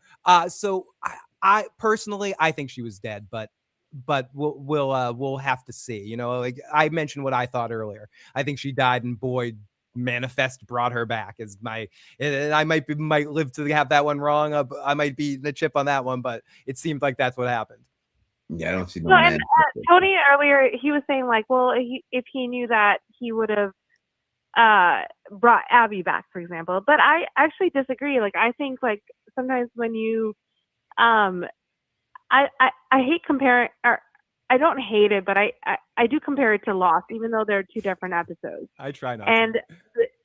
and there are differences, but there's also similarities in the sense that the whole, like, and a lot of the one commonality is they try to bring in different literatures, different scientific theories, different religions, and one common theme that I think they've found throughout different religions is that you can manifest if you really truly believe in something. And you have to be at a certain point. Maybe you don't think you can be at that point of desperation or this or that, where you can like wield something to be true. For example, like if everyone that died, not all their nightmares are coming true. So I feel like you have to be at a certain point for the nightmares to exist, right? Because then we don't know how many monsters there are.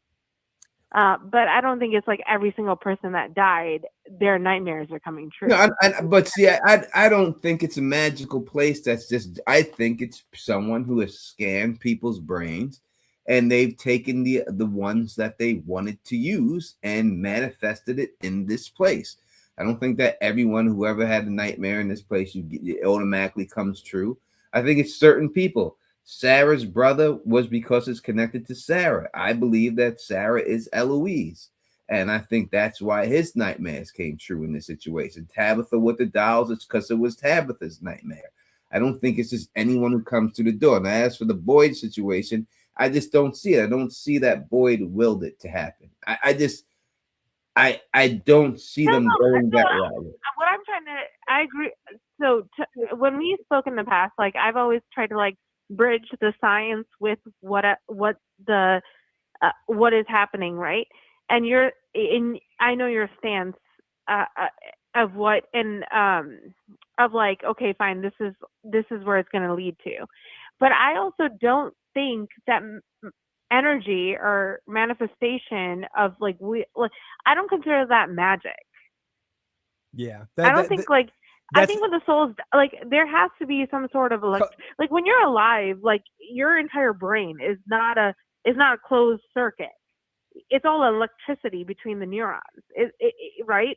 And if I'm not saying that when you die that there's a reason that maybe the electricity stays together. I think it disperses and that energy cannot be destroyed. But I don't know.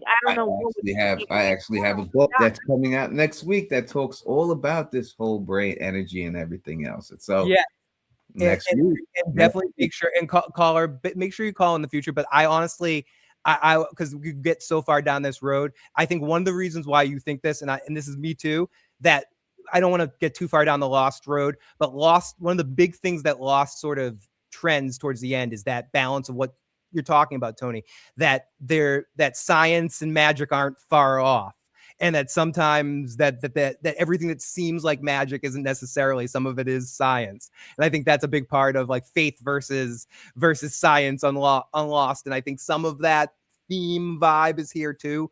And when I'm saying that Boyd manifested, I'm not saying it was he magically wished upon a soul and made a wish, and on that day that wish was granted. I do think there's some scientific elements of energy manifestation transformation going on there within this place. Like when you're in Toontown, you have Toontown powers.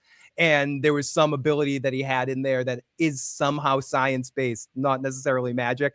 But again, I'm taking it too far down the road. I have to really think about this. But caller. Well, no, but because if you think about it, like the monsters, for example, like there has to be like there has to be rules that are like, okay, why is this nightmare? They made it canon by saying like, or confirmed it by the dolls. Like it was someone's nightmare. Cicadas was someone's nightmare and it manifested. So that is a rule, or that is true in this show, right? So it doesn't mean for everybody. I mean, we're going by two things, right? So Tabitha is saying that guy was afraid of them, and then when he died, then that's when they came back. I think it was Tabitha was upset, and that's why they came back. Little Tabitha was mad that those dolls got thrown in the water, and that's why they came back more than it was his nightmare. The Sarah's brother in the Cicadia situation, I think, is totally different. I just think that they knew that about him, and they manifested. We will talk to you soon. Sorry.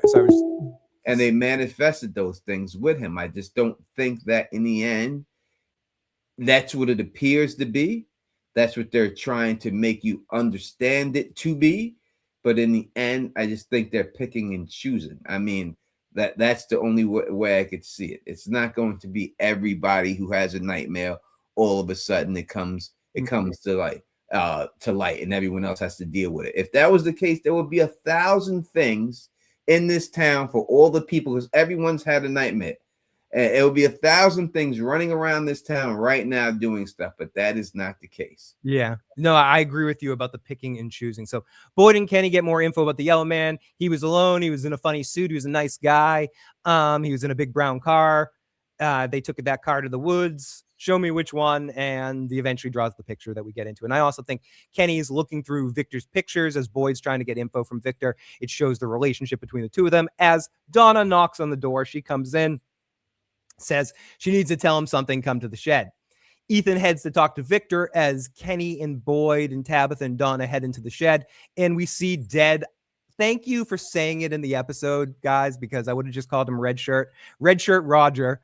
And Donna's like, how do I tell you this? But we got attacked by giant dolls. Great line read by Liz. Tabitha used a stick to kill one of them.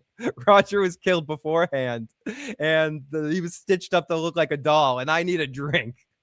I just thought this was one of the most hilarious episodes of the entire series, Tony. I just thought they were snapping at each other. They were throwing one-liners out there the whole time. Yeah, if you would put a laugh track in this episode, it would have been funny in a bunch of situations. Speaking of funny, everyone's favorite relationship, Ellis and Fatima, and the big giant golem sitting in the middle of the room. Which this golem, why she got to have its neck to the side? It looks comical. Why can't just have his neck straight up? Why did motherfucking neck cramp to the side? The golem is all fucked up here. He looks like he's got scoliosis.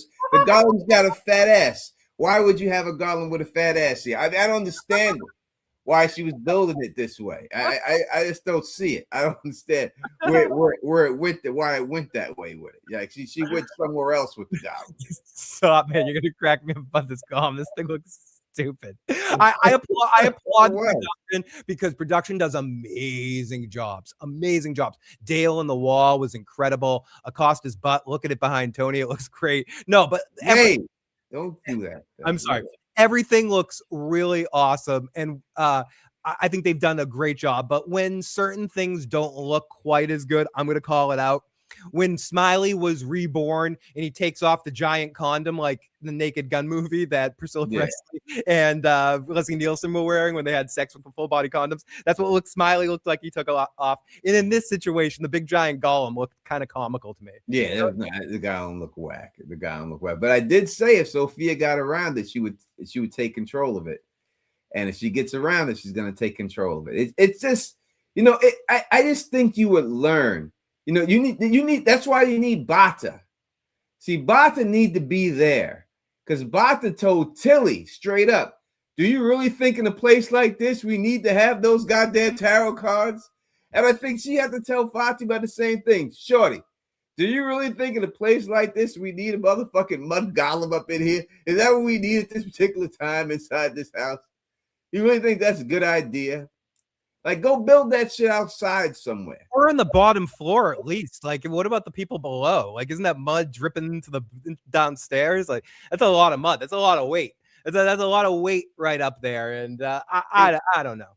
And, I want to say something, because someone messaged me privately about the Tilly situation. Like, oh, they no one's mentioned Tilly. There was one mention, and people probably talked about this month ago now, but I was rewatching the earlier parts of the season. Kenny mentions her for a second at the beginning of the season when they're talking. And so does Boyd. He tells Elgin, "I'm gonna tell people you killed Tilly." Right. And about the 47 people, Tanny says, when I was interviewing people about the Tilly situation, blah, blah, XYZ. So she was mentioned twice this season. It seems like they did yada yada her death, but they didn't ignore it. So people that think that she was never mentioned or anything, she's mentioned twice. I don't blame you guys for missing it, because it's like blink and you miss it moments where Boyd says it for a second listen, people think I'm not playing. The Golem's got a fat ass. That Golem went to prison and be in trouble. All right, it's something going on with this Golem. If I come up there and see Randall holding the Golem down, that's a problem. You know, it's gonna be a problem in there and stuff. It's gonna be a disaster. Either way, there's no way it turns out good for me to see. If the Golem came alive and started fighting the creatures, that would be stupid to me. Like because I could see the way they made it look. It wouldn't look good. The CGI wouldn't be good enough. It would look terrible. It'd take me out of it. I'd laugh the whole time. And if the Golem comes alive and starts killing people in there, it's gonna make me laugh and do all that. So have you ever seen trauma films like The Toxic Avenger or something? It would look like that. Yeah. It would look like Peter Dinklage talking around the new one, or the old one. Oh, like the old ones, like the old trauma films where it's just like guy in a rubber suit, like two guys in a rubber suit. It's not going to work. They don't have the budget to pull something off like that. That's right. They should have just stuck to their budget. I just don't like it. I just don't like it. I'm not a fan of the Golem storyline and just Ellis and Fatima's whole situation for the most part since season 1 stuff. It wasn't my favorite stuff. Okay, so and like we said, anyone calling, we will be opening the phone lines in a little bit. A little bit. We just got it's a podcast. We got to get through this part. That's all. Victor is drawing the yellow man. Ethan comes in. He's like, "Oh, Victor, why'd you get so scared and get pee-pee pants?" And Victor said, "I don't want to talk about it. I told my dad, and it was bad, and I don't want to tell you." Ethan should have stuck his tongue at him, because that's the way the conversation was going. Why? They were just sitting there. No, I ain't gonna tell you either. And then like they're like I don't know, friends, brothers. They're like little kids, but it just shows you how young Ethan is, no matter how old the actor is starting to look.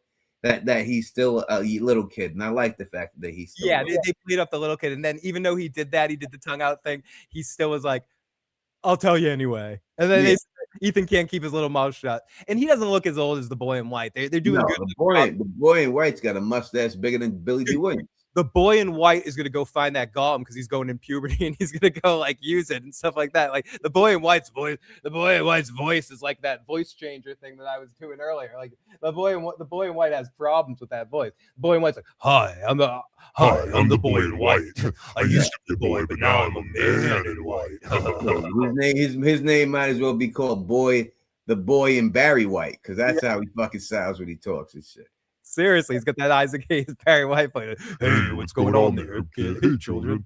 You know, like what the fuck? It's horrible. Okay, so where are we? Oh yeah, Ethan can't keep his goddamn mouth shut about the giant dolls, and my mom killed one. And then, well, your mom's pretty tough. My mom's pretty tough too, because they're like the same person, really, but I don't know that yet. She always smiled and like pretended things were good, so it wouldn't scare us. I don't think my dad is that strong. Cut to Sophia walking past Henry, drinking and getting shit-faced in the office. Yeah. And she says, she fakes and sees the boy. We already kind of talked about the scene. Oh, by the way, what's your name? Is your name Henry? You seem troubled. God, I love this actress and I love this character. And she looks at the yellow outfit. And I also like, this is something I've heard talked about a lot. And she's got a theme song that plays every time like she does something creepy. I can't even hum it. It's almost like the Freddy song for a second. It's like ding ding ding ding. Yeah, I wish we had John Delavento on, because he'd play it right off the bat for us the whole thing. You know what I mean? Like, you know the song I'm talking about. Like every time she does something creepy, like that, this little refrain comes in, like her little theme, and I fucking love it. It's like just a little like. But it's not conga drums. I just had to play an instrument to simulate the situation. But it's really fucking cool. So she follows him to the bar. You again. And she asks, why is there a bar and a gas station? Henry says, why is there a gas station in a place where you can't leave? Oh, I need some booze. And she asks him, who made the booze? The guy's dead and I'm drinking it all. Hey, you want to drink? 15-year-old? Hey, have a sip. And no, he does ask how old she is. And she's like, well, I'm 275 years old. Fuck you. Give me booze. I'm old enough to know to have a dad that died, but still, Henry, you shouldn't be feeding a 15-year-old. That's the Epstein Island line. Yeah, You're just trying to say anything that justifies it. It doesn't matter. You know what I mean? That's how old are you? Old enough to pee? Well, old enough for me. Yeah, that's one of those lines. A disgusting line that Henry just used right there. You know what I mean? It is what it is. I guess in different countries there's a different age drinking range, so maybe you can go with that. You know what I mean and stuff. But it was definitely some bullshit on that. Tony, don't take him off the hook with the other country thing. We're not in other countries. We're watching from here. And in any situation when you ask that question, you inherently know you should not give this person booze. And he got shit faced. He didn't just give her one drink. It's okay. It's one thing if. I remember when when my granddad died, one of my mother's friends gave me a sip, like drink, take a sip, whatever. Oh, yeah. On her, like whatever. He got shit faced. They downed a bottle and then he let her grab the second bottle. Like he went to shit house with her. His intentions were bad, I think, at that particular time. I think his intentions started turning. You know what I mean? The more he drank and stuff. Yeah, I'm thinking we'll see here.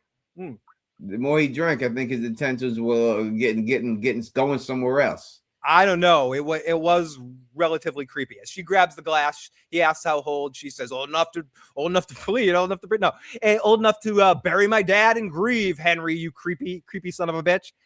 Off to Tabitha and Donna drinking some more. Just Tony and I weren't making this up. This is the drinking episode. As he's telling Boyd and Kenny the story from last episode.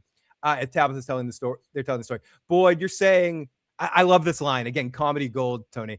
But Boyd, so what you're saying, wait, what are you saying?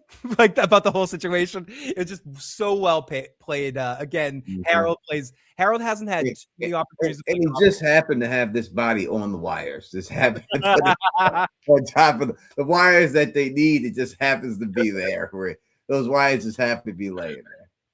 Dude, it's just happened to be. They're just hanging there. So Donna freaks out and says, she turns into Polly Walnuts for a second here. How much more betrayal can we take here? We've got literal fucking nightmares walking out there. I need a fucking splash of water. I need to go over here. And she walks out the room and she falls down.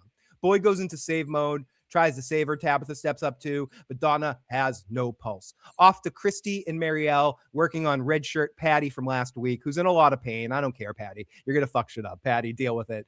Deal with it, Patty. And Patty that got burnt. Kenny comes in. We actually see Kenny and Christy talking again for a second, which is, God, fucking help me if we could develop their relationship more, but whatever. And then he says Donna had a heart attack. They get there. She's had no pulse for 5 to 7 minutes. Christy gets to work. Clear, zap, compressions, no pulse. They keep working on her. Zap, clear, compressions, no pulse. Christy gives up and Boyd says, hit her again. And then he turns to dead Donna and gives compressions over and over again. And Christy says, it's not going to work. He says, you don't die till I say you die. Open your fucking eyes. I said, don't die. And she makes a sound and they work on her and they need the monitor for power. And to Tony's point, they're like, oh yeah, we get the monitor out there. We get those wires from the radio situation. They'll work right now. I'll go get them. And Boyd comes downstairs to look for the radio wires to set up and then we almost get a comedy scene with Donna as a heart attack because she survived at this point. So it's like the drama's over with Jade working on the Rubik's Cube with Acosta there, where he's like, where's the wires? What goddamn wires? And it turns into like a Laurel and Hardy sketch where it's like, Jade, where's the fucking wires? And then they have the body with Roger's face and it's supposed to be scary, but I don't know about you, Tony. I was laughing and I think it was intentional. Again, it's showing that there's stuff there from the 80s. It's a time period that they for some reason no one talks about. They only talk about the 70s and they disregard it and make you think that Victor was there the whole time by himself throughout the day, but that's not the case. They never bring up any of those people from that period of time.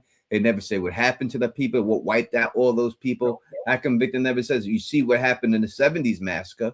What happened to the people in the 80s before these people got here? Well, how'd those people go out? How come they never talk about that? How come Victor doesn't have pictures about those situations?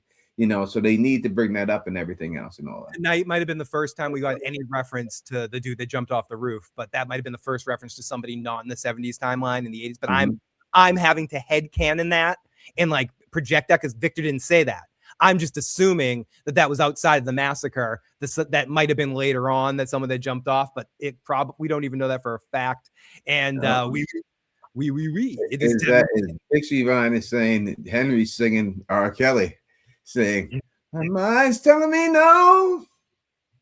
I want your body. Your body is telling me yes." That's what Henry was going on. That's going Henry right up in that piece right there. Damn, Tony. Yeah, he wants to pee on him. Pee on her. Okay, so Boy comes downstairs looking for the radio wires. We get a comic moment. Ethan and Victor come out. Ethan asks what's up, and Tabitha says, "I thought you were outside." Mother of the year. Did you say, give me some of that doo. Give me some of that pee. He drinking on a Patron. I'll turn your face to a throne.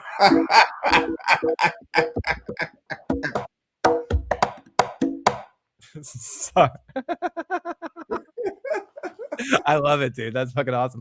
You're falling into the trap of my show now. That's turned into okay, so Ethan, you're doing too many shows with me.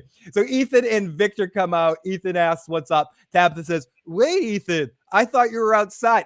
Tabitha's the fucking mother of the year. She doesn't know where her fucking son is ever. So Ethan's like, she just doesn't know Tony. She's like, "Oh, I thought you were here." I thought wait, it's all over the place. Wait, Ethan, I'm sorry. Mother of the fucking year.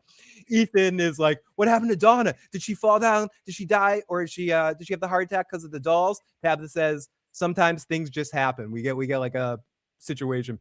Ethan, we get a special, you know. We have 320 something people here and only 172 likes. Come on, man. Let's get them likes up. We get to 280 likes. I will gift some memberships to all y'all. Let's get 280. Come on. Please keep doing it, everyone on both channels, and make sure if you're on the Issues program, you subscribe to Teflon TV and the other way around as well. Ethan wants to see her. Ethan says, "Everyone dies here. Please let me say goodbye." So back in the room, they get the machine running and her vitals, which are stable. "I can't do this all on my own." She's not awake because they don't know how long she was out, like how much damage she might have had to the brain with no oxygen. Kenny enters and asks if Ethan can come in and say hi. And Christy's like, "Yeah, just for a second." Ethan comes in and says, "I won't forget you. I won't forget what you said. And that fear is what makes us heroes. And I will be brave. And I love you, Donna." They really were selling us hard that Donna wasn't waking up here. Selling us hard on this. I will say that the only thing good about that is that they didn't sell it for 3 fucking episodes. No, like, if you're gonna do it, get it over with. If she's gonna come back, let's get it back. Like, I don't want to be here waiting for 3 episodes. I mean, I watched soaps. I watched this one soap, Beyond the Gate, and they have this one girl who's mourning for like fucking 5 episodes. It's like 1 episode was enough, but 4 or 5 episodes seeing her crying over the same shit, I don't want that. And I don't need this. If Donna was gonna go, let her go. If not, she's gonna come back, let her come back. So I'm just glad they let her come back. Yeah, I'm with that as well. As much as I love The Sopranos, we didn't need 2 episodes of Kevin Finnery. One of them would have been fine. For those that know. So okay, so we get to Sophia getting drunk with Henry. They talk about how the booze is trash. We get a nice giggle by Sophia, who's like, "This booze is trash. We don't have any mixers. We'll just get a second bottle." So again, if you're getting drunk with a weird, like Henry he's a really bad drunk, and I mean bad drunk, like he's not aware. He's so focused on his own shit. He's not realized how goddamn suspicious this Sophia is. Like, this is theoretically a 15-year-old person here that is like, "Here, can I have a sip of alcohol?" That's supposed to be this religious person. And she's matching an alcoholic drink for drink. And then she's like, "I'm going to get the second bottle." I don't care how drunk I am in that moment. I'd be like, weird. Like, is this true? If I'm in there, I would never be in this situation. But I'm in From Town. The Don is up in here, and this girl comes up in here, who's this church girl, and I'm drinking with her. The first thing I would say is, "Damn, you can handle your liquor." Yeah, seriously, like, that right? would come out of my mouth. Like I would say that whole situation, like you can handle your shit, because I've said that to grown women who can handle that shit, But someone who's supposed to be this church girl in this non-flattering dress that they make her wear, it's just I would just be like, oh my God, you can handle shit. Julie B, come on back, man. Hope you feel better and everything else and all that good stuff, man. Yeah, I mean, obviously none of us would really do this in real life, but put ourselves in Henry's position for a second here. I would have bells going off with the quickness. Would he be in there drinking with Ethan like that? It's sketchy. If you're sitting in there drinking with Ethan like that, and Ethan's done take down the whole bottle, it's like, let's get the next. I would say, wait a second, bro. Yeah, dude, wait. What's in your fucking lip? Are you Baby Herman? Yeah, you'd be like, are you Baby Herman? Or like what's going on here? Like, you're not really a Ethan. Like, what the fuck's going on? So Henry says she goes for another bottle. She sees the broken glass, makes note of it, grabs the extra bottle, and she's great. It's almost like, again, the man in yellow was having fun with Henry, like hanging out too. Like there was like a sense of realism to the fun she was having, just getting drunk with this pathetic drunk. She asks Henry about why he's staring at the suit. The man who wore the suit did horrible things to my family. And fucking A, let's give him a round of applause. We get a 2-second goddamn mention of his daughter. He actually mentioned his goddamn daughter. He did. Jesus Christ, he finally did. Fun second. He goes, yep, my daughter was here 40 years ago. Doesn't say she's dead or anything, just mentions her. Hopes the man who wore it is rotting in hell. And on that line, Sophia gives a fun little smile and she says, well, let's drink to your family. And he says, to your dad too, to your family too. Yeah, to my dead dad. Again, I don't care how drunk I am, Tony. If someone's smiling like that at me, I'm like, is she insane? Like, she was like, she's basically calling her shot. She's like, see that? I'm going left and I'm going to score on you right now. And I just think Henry thought he was getting some butt. I think that was the way Henry was going. Creepy fucking dude. He's a creepy old man, Henry. That was the first time I saw him be creepy. And then she goes around to go look for a mixer and she cuts her finger. And he goes, oh, let me help you. I'll get a rag. I'll get a dirty rag to clean that. And while we're drunk and not take you to the doctor. And she drops not just a drop of blood. She drops like a good amount of blood into that. Yeah, they did a big glob of food coloring. You could see that thing fill up in there. Yeah. And next scene is Bacta getting food for Colony House. She tells Randall what happened to Donna. And Randall is a good guy. He's Captain America. He's helping. So we go off to Sarah and Julie painting, and we're literally, for people, this is for the folks that didn't like this episode, we're literally watching paint dry here, folks. Watch for that line. Watch for so many people making that comment in this week's episode. Guys, this episode was so boring. We literally watched paint dry. Well, fuck you. A great scene. As we hear about how weird it is to be normal. Great stuff. This is stuff that makes you care about characters that die. Sarah talks about how she missed gummy candies. Sarah missed donuts. And the one thing I don't buy about this entire series is I don't believe that Sarah forgot donuts. Something's up with those donuts. She seemed creepy and weird. She's like, oh, I totally. No, but she did bring up gummy worms, which is a fun fact, because when they did the promo after the season, when Boyd got the worms in him, and they were giving out in the promo page. They wouldn't give me one. I called it. I tried to get one. I sent it. But they were giving out Victor's lunch pails to fans, and inside the lunch pails were gummy worms. Oh, that's so cool. That's so cool. I just don't believe that she doesn't believe that she doesn't remember donuts. But no, I agree. And then Julie tells a story about, I wish I got those gummy worms too, Tony. That's awesome. She tells I didn't give a fuck about that. I just wanted the lunch pail. Oh, I'm thinking about all the gummy worms. You see, that shows you're more. Wait a second. We have a crisis. We got to pull on our hat. Roy Moore, Tony and Phil, I need your advice. My advice to you is keep your shirt off at all times. Look at you, dude. Who's it? Yeah. Wait a second here. Is that ravishing Rick Rude? What is this guy doing on here? Why do we even highlight his fucking picture? What is you did it? Why? That's ravishing Rick Rude there. No, we don't. You don't need no advice from us, motherfucker. You mean how Talking can you make your abs ripple more, dude? Is that what you want us to advise? You put some oil on it; it will look pretty. Like, you diddy that bitch. That's what you do. yeah, you spray some baby oil all over your abs; they'll look awesome, dude. You'll have a situation. You look like the situation there, dude. Creepers, man. I got to do some sit-ups. Okay, so anyways, Sarah and Julie are painting. They're watching paint dry as they talk about how weird it is to be normal. Daddy donut trips when she no more of that. She got to hang with her friends. I can relate to that too. You know, those times where you spend time with your parent doing something, then you decide to hang out with your friends. Then when your mom's gone, you're like, I miss those times. I thought it was a good moment, good scene, good situation. Okay, Sarah asks, how do you understand what I went through? And Julie says, something convinced me I could still help my dad, like I could save him. And she says it more like a question.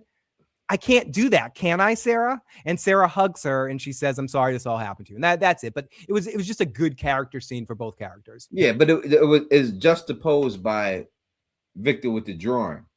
And that's why they were doing it over there. Yeah, I like that scene. To everyone waiting for a word on Donna, Ellis and Boyd have a scene together, which is exotic because they never talk, and they're related. They both came to the same conclusion about Fatima. She needs that dirt right now, weird or not, and that's it. There's nothing more to talk about with these father and son. They have a complex relationship that he shot his mother and all this sort of stuff. They don't do anything really with that relationship with, I think Ellis does some cool stuff on his own and Boyd obviously is amazing on his own. But when they're together, they don't have the best father-son chemistry. They just don't pull it off on screen. Or the writing doesn't disavows them a little bit. I don't know how you feel about it, Tony, but I feel like they should do more for Ellis and Boyd's relationship. But I mean, I think Ellis is dead. I think he's dead man walking. So I don't think it makes any sense. Either him or Kenny dies this season. And it's all going to come down to this plan that they come up with. And out of that plan, it's not going to go right. And I think a lot of people may die. But as for the main cast, it's going to be at least one of those two. I'm starting to have a fear at this point that if we don't get a main cast member gone by the end of the season, I hate to be bloodthirsty, but I'll be slightly disappointed. I will be disappointed. There's no doubt about it. If they don't get somebody going, they need to, and they're missing opportunity. Excuse me, they're missing good opportunities to take out these characters. 2 episodes was a great opportunity to kill Ellis instead of have them close the door on somebody else while they're getting killed and say, "Y'all have fun in there. I'm going." Or instead of Reggie or whatever that dude's name was, the red shirt guy that died at the settlement, have happened to Ellis instead, and he dies, and he's like Caroline doll and like the Night Before Christmas doll, like whatever. But kill somebody. So I don't know if it is my imagination or is Christy now walking after 2 days of having like a hole in her foot. Like she had the crutch for a little while, but in this episode, she's just walking around on her own. Yeah, finally, it's about time. It's about time she's able to do it. So people do heal quickly here. Boyd says to Donna, you can cut the shit now. This is a great monologue. You can cut the shit and open your eyes. I want you to listen to me. I can't do this without you, so you better wake the hell up. We got shit to do. Not saying goodbye to you. Fuck that. And Ghost Cautry pops up. Well, what if she doesn't wake up? Fuck you. What kind of question is that? It's a logical question. You're an asshole. Mm-hmm. And Bach and Randall cooking as Elgin is forced into help. He's happy. They both relate to having cigars. Nothing more to talk about there. And this is sort of our final scene of the episode. Boyd and Father Cautry talk about Abby wanting to shoot Father Cautry. Dale and Donna in the bunker. The first time they met, Donna said, if you snore, they'll find us. We bumped heads at the beginning. She did not like me. Father Cautry asked what changed. We got to know each other. Anyways, Donna wakes up and Boyd comes out, says she's awake, tells everyone happy feelings. Then we get to Henry, who patches up the drink. He says he takes a sip of the new Bloody Mary. I know it's a stupid joke, but whatever. I saved myself from when Victor was on the roof earlier saying he got up there because his dad's leaving on a jet plane. Leaving. He's about to jump off like a jet plane. I didn't say it, but I guess it was good. It was good though. It was good. Thank you. And right here, Henry's drinking a Bloody Mary. Ha ha ha. It's horrible. It's a bad joke. But he's drinking a Bloody Mary. And as Tony said earlier, Bloody Sophia. Let's just call it Bloody Sophia. that's better. That's better. Thank you for fixing my joke. So he's drinking a Bloody Sophia, and he has this one has a lot of kick to it. It has a little extra blood in it. And she says, none of this seems real. Have you ever wondered if this is just a dream? And Henry seems to be drinking the blood Kool-Aid, and he gets a look on his face like, maybe it is a dream. Huh? I don't know. Henry, idiot. Okay, so this definitely a red winger. You can look at him and tell. He's not. There's no doubt about it. Henry's a red winger. You can look at him and tell. Henry's not the smartest chap on the tree. No, Brightest bulb on the tree. I mean, Cautry says it's great news about Donna, but poor Roger. Who cares about Roger, Cautry? Boyd is like, fuck you. Give me a second to celebrate. One victory of Dawn. Let's take the victory of Donner surviving. Take as much time as you need. I'm sure it's fine, Boyd. Not like we have dolls that are murdering people and death everywhere. Boyd asked about the nightmare creatures and about the nightmares coming alive thing. This is a weird conversation where this thing does not seem like Boyd's mind. I know you think it's the boy in white, whether it's another entity or different things like that. It does seem to be a entity with its own thought patterns having here. It isn't just a vision he's talking to. He's actually talking to something that has its own belief structure. It could very well be a manifestation of the boy in white. You might be onto something there. It's very Jacob in Lost, or the man in white, the man in black in Lost, with becoming different forms in different situations. The man in black, which was the villain in Lost, used to turn into people's loved ones that died on the island. It could take the form of the thing that died on the island and would take that place and turn into that person. So I could very easily see the boy in white having a similar power where he can turn into different forms of people that die there. But whatever. But so I do think that could very well be the boy in white. I think you might be right about that, Tony. So Boyd says, are the nightmare creatures things a lot? With nightmares coming alive a thing? He says, I think that could be true. Boyd mentions Martin, the tip of the spear, and asks if the bones are in the tunnels. And Cautry says, I don't know about that. He says, then how the fuck am I supposed to do this? And he says, I do know. The one thing I do know is you're running out of time, which is this to complete the thought of Tony's evidence that this is the boy in white. That's the exact thing that the boy in white said to Tabitha and Henry. I know you're running out of time. In the same exact wording as well in the what Ghost Cautry said to Boyd here. The only thing I know is that you're running out of time. So that is reiterating something that the boy in white said earlier in the season. So that could sort of be another clue to. Phil, I'm always right, man. Just go with it, bro. Just go with it. You should know better than anybody. That's just what it is. 51% of the time, Tony. 51% of the time is what we're going for. That's all that matters. That's all that matters. Well, that means always. That means you win. So I know you're running out of time. Talks to Boyd going into the tunnels says you got to go in those tunnels on faith. Boyd says, fuck that. Not with that. He grabs a sledgehammer from the shed, but they focus on the totem sticks for a second. But he grabs the hammer. It's going to be hammer time. He goes over. He goes, you want to fuck with me? You want to test me? Huh? And he starts bashing the wall. You want to fuck with me? Jade hears from the upstairs, but no one else comes down. Just Jade hears this. Comes downstairs. You want to see me go in those fucking tunnels, risk people's lives? Then show me the fucking door. He gets into Hodor for a second. Hodor. Show me the fucking door. Hold the door. Breaks the wall down, and bam, there's the door. Jade says, holy shit.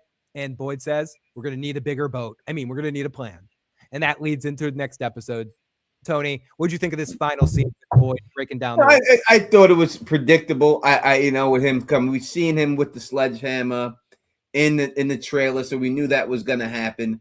You know what I mean? It's just it's typical Harold performance, talking, screaming, and stuff. It's what Harold does, and he does it very well. And anytime he gets a chance to do it, I'm there for it. I give this episode, to me, 7.5. What are you giving it? I give it a 7. I think the coming off the last episode, it is a breath, but it's in the middle tier. And I want to say everything above a 5 for me is a good episode. I think a 5 would be an absolute average, right in the middle, good episode. I don't go by school grades. A 5 isn't a 50 F. 5 for me is like a good. So I think this is a 7. I think this is a solid 7. 7.5. I give it 7.5. That's right. All right, we're gonna open up the phone lines for y'all people to call in with your theories and everything else. Let's get it popping. We have some time left. I would say a half an hour to go or so. So let's get them things in here. I will be right back. Phil will be here waiting. I am right here. Tony will be right back. And let me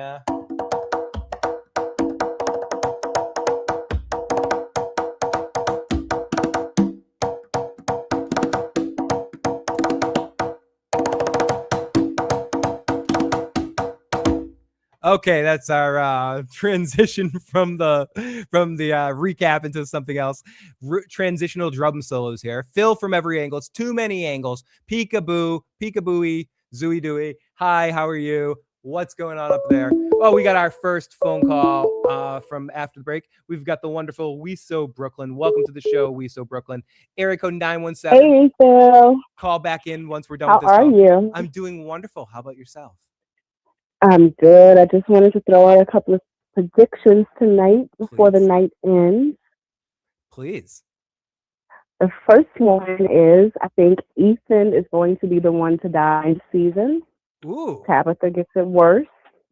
Ethan's going to be the one to die, and I think that because we still haven't identified the guy on the porch who said, "Julie, do you remember me?"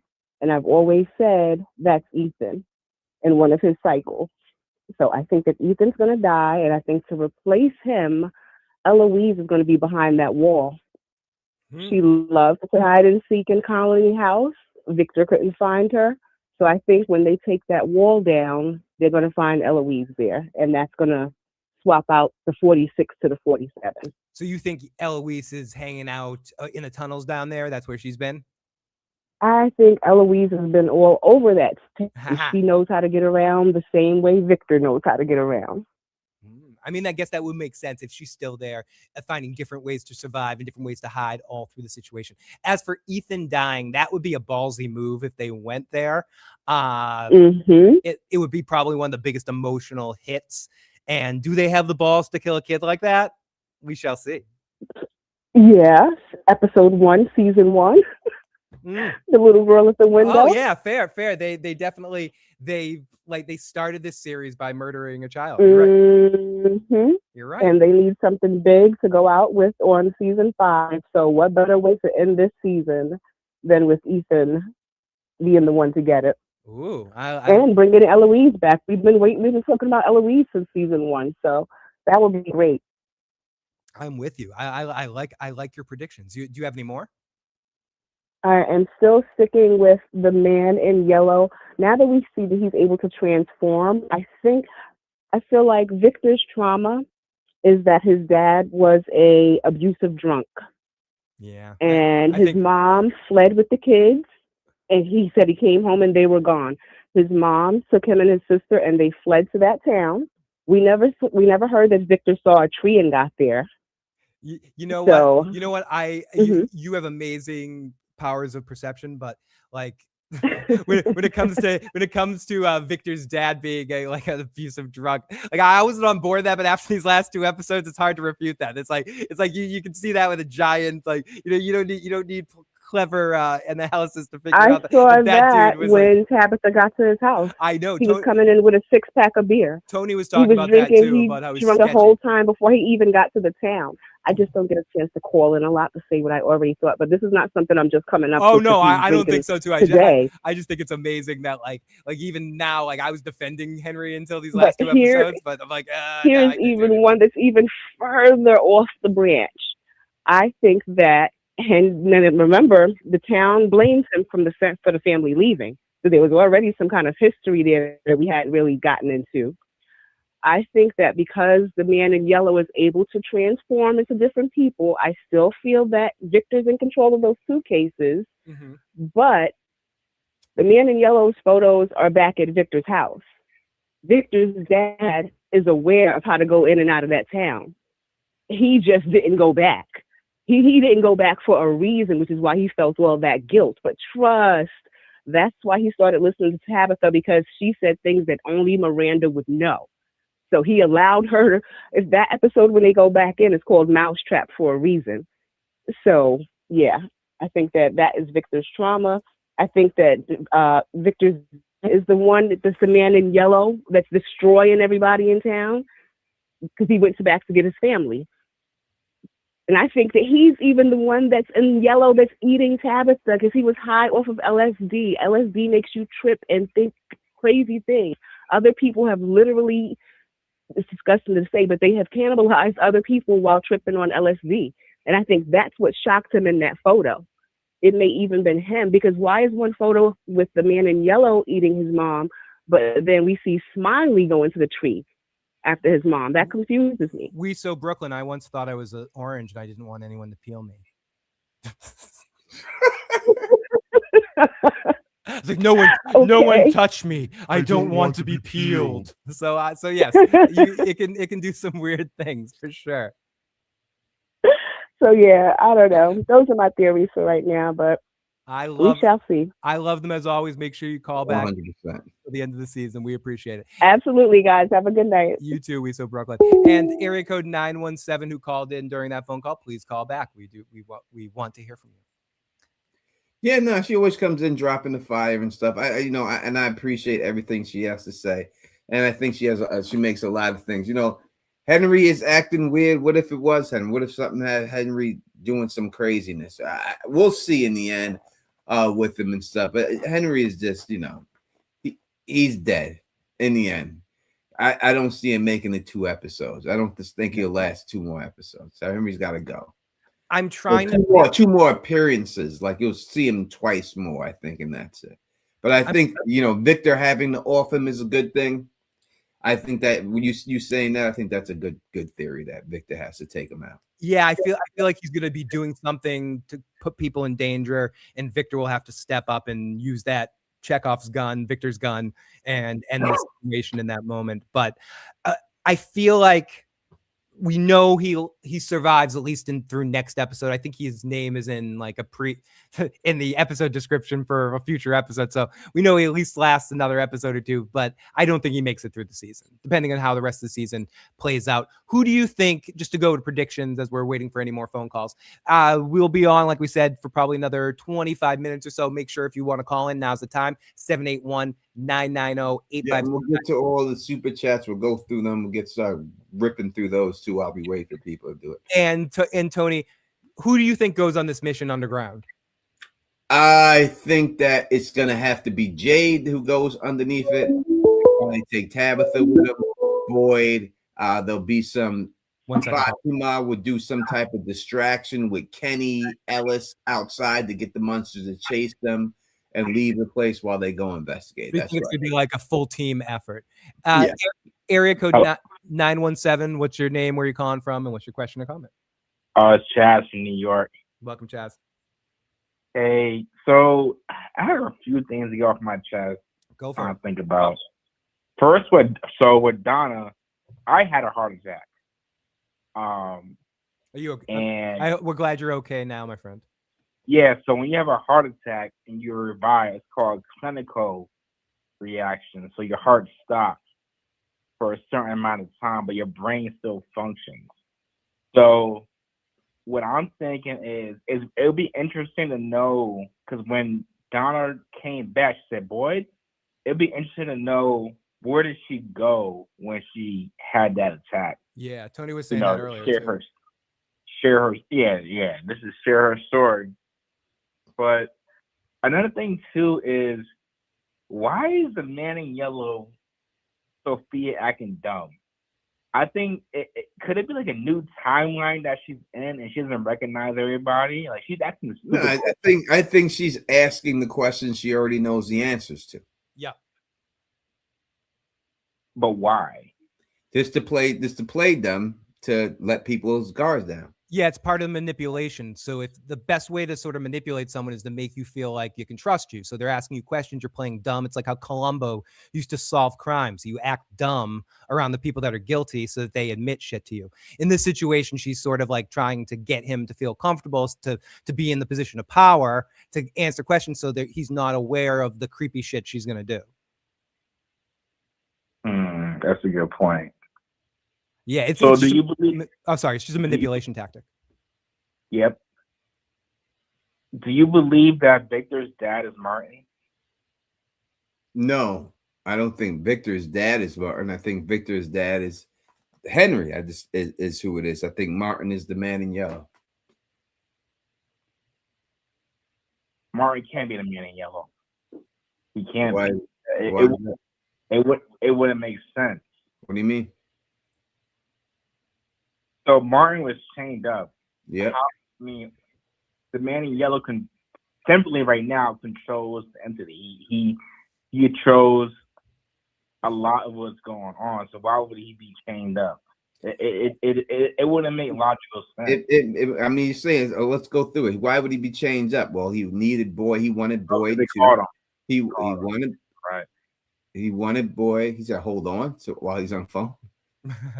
No, he corrected. He started to second guess. You started to second guess yourself, caller, in the middle of your comment. You're like, yeah, actually, I might be wrong. Tony might be right. You had like a Tony might be right in the middle of your. So we won't go through it, but yeah, obvious why he would do it. And you also seen Sophia do a body contortionist thing with her arms and everything else, right? So when you see her do that with her arms and everything, it's easy to see how he, even if he had to lock himself up, how he would easily be able to lock himself up there. And when you look at what Martin did, Martin put the worms inside of Boyd. Those worms are what went inside of the town. And then those worms are what released the Cicadia monster. And then when Sarah said, he's laughing at you because you brought the monster to town for him. So when you look at it that way, that would be the man in yellow. And we've seen the man in yellow and Sophia with a giggle and a laugh. That seems like their attitude. So that's why I believe it is him. That's a good point. That's a really good point. So you think once Boyd and whoever goes into those tunnel, they're gonna find probably the man in yellow chained up, like someone chained up in there, or? No, I think they're gonna find those. They'll find those bones if those bones are actually there. They'll retrieve those bones, but something's gonna go wrong with the mission outside and possibly cost Ellis or someone his life in the mission, and that's what's going to make everything hit the fan. Kenny or Ellis will die, and then you got to say, do the ends justify the means, or there are no bones down there at all, and they did all that, and now these people are dead, and now this door is open, and they're able to get through Colony House, or Sophia goes downstairs and opens the door while this is all going on and lets the monsters in, and they start killing everyone in Colony House. Something terrible will happen. They'll think they get a win, but it'll end up being a loss and somehow. And caller, thank you so much as always. Area code 609. If you want to call right back in, you're next up on the docket. But we got Winter 8982 sent you a super trap. It says more main characters gotta go. The real rebel Eric sent you a super chat. Golem, exotic dancing, and the smile monster. Okay, we with it. He sent you another one. Said, what do you think the Golem mission will be besides twerking? So what are you thinking? I think Tony and you are onto it. It's going to be a lot of Gollum ass shaking. I think this connects into my perspective that I'm probably wrong about. Tony's convincing me I'm wrong, but I'm going to die on this hill. That Fatima's wishes this thing into existence, that her dream of this thing protecting and all this stuff is going to turn this thing into some sort of protector that's going to somehow protect against the monsters and serve as some form of a weapon or a protection, or maybe work against them and actually be something negative, that she built another thing for the benefit of the other side. Area code 609. What's your name? Where are you calling from? And what's your question or comment? 609, hello. We had some technical issues. Feel free to call right back in. We got the jet. I think it will. What's your instinct? Do you think the Golem will actually come alive? And if it does, it's going to be something to do with Sophia. It's not going to be a good thing. Let's look at its neck. You don't have a neck like that and do good things. Jetstar says, in season 2, Jim says, what is this place was designed to see how they react to some kind of fucked up experiment. That was funny. Tony's theory is correct. Thank you. Yeah, thank you, sir. We got 199 from the user. It says, I think Donna is dead. She You're wakes cracking up a puppet. I don't know. I don't think they could do that. Area code 609. Welcome back. Sorry, Tony's cracking me up tonight. What's going on? Hey, how's it going, fellas? What's going on, man? How you Going doing? on? Who are we talking to? Crisis One from the chat. Welcome, buddy. What's your question or comment? Hello? The we got whole Gallo mark. Yep. I feel like can get pretty silly really quick. Yes, for sure. 100%. What is your instinct to what it's going to be like? Do you think it's going to be so? You're occasionally coming in really crystal clear, but you're breaking up every few seconds on your phone. But I'm going to let you go. Go. What do you got to say, buddy? Sorry. I got you. It should sound pretty clear. Cool. What was the question, Phil? Oh no, I was just letting you go. What would you have to say about the Golem? No, I was just about to. I was going to comment. It could get silly really quick because I'm not too confident in their CGI. Yep.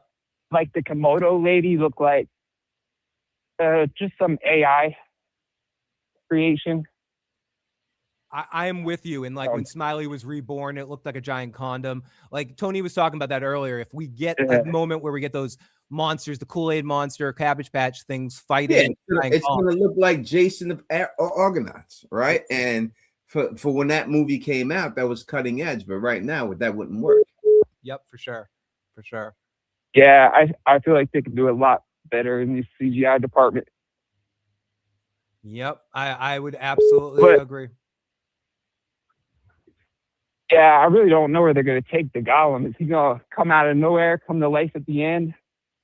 I just hope. Yeah, if he does that, I don't care how it looks. If he does that, that's ridiculous. He's going to come out there looking like Davy and Goliath. All right, and I don't want to see that. About Davy. Sorry. I don't want to see that at all. I feel like it could be done if it's done right. Like they could pull it off, but they're riding that fine line like the scarecrows. Yeah, you know, it was a little weird, but they were only in it for a few seconds. Yeah, I just don't want it to be some stop motion thing that looks like weird. It didn't look good on Game of Thrones with the skeletons fighting at the Three-Eyed Crow, and they had the Game of Thrones budget. Like I'm just worried about the way something like might look. Yeah, they couldn't pull it off. How are they going to pull it off with this budget? And I thought that looks stupid too when Game of Thrones did with the skeletons and stuff like that. And they have a huge budget. But yeah, it is what it is. But I'm going to give it, obviously we're all going to give it a chance to see where it's going to go. I just hope they surprise us with where they go with this Golem. I mean, maybe it's just going to be much to do about nothing. And she just built a giant dirt thing and it just is a giant dirt thing and nothing comes of it. Who knows?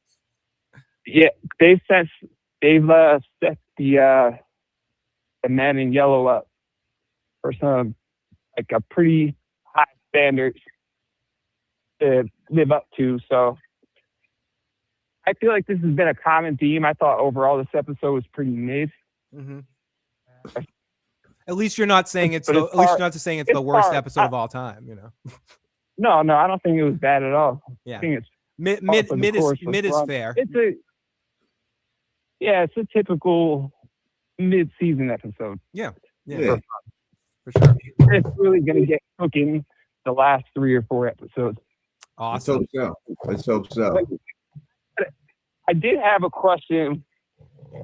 Wondering what you guys think. Give us your question. Think the Man in Yellow is weaker when it takes the form of a human? Good question, Tony. What do you think? And thank you for the caller. Do you think the Man in Yellow is weaker when he's in the form of a human?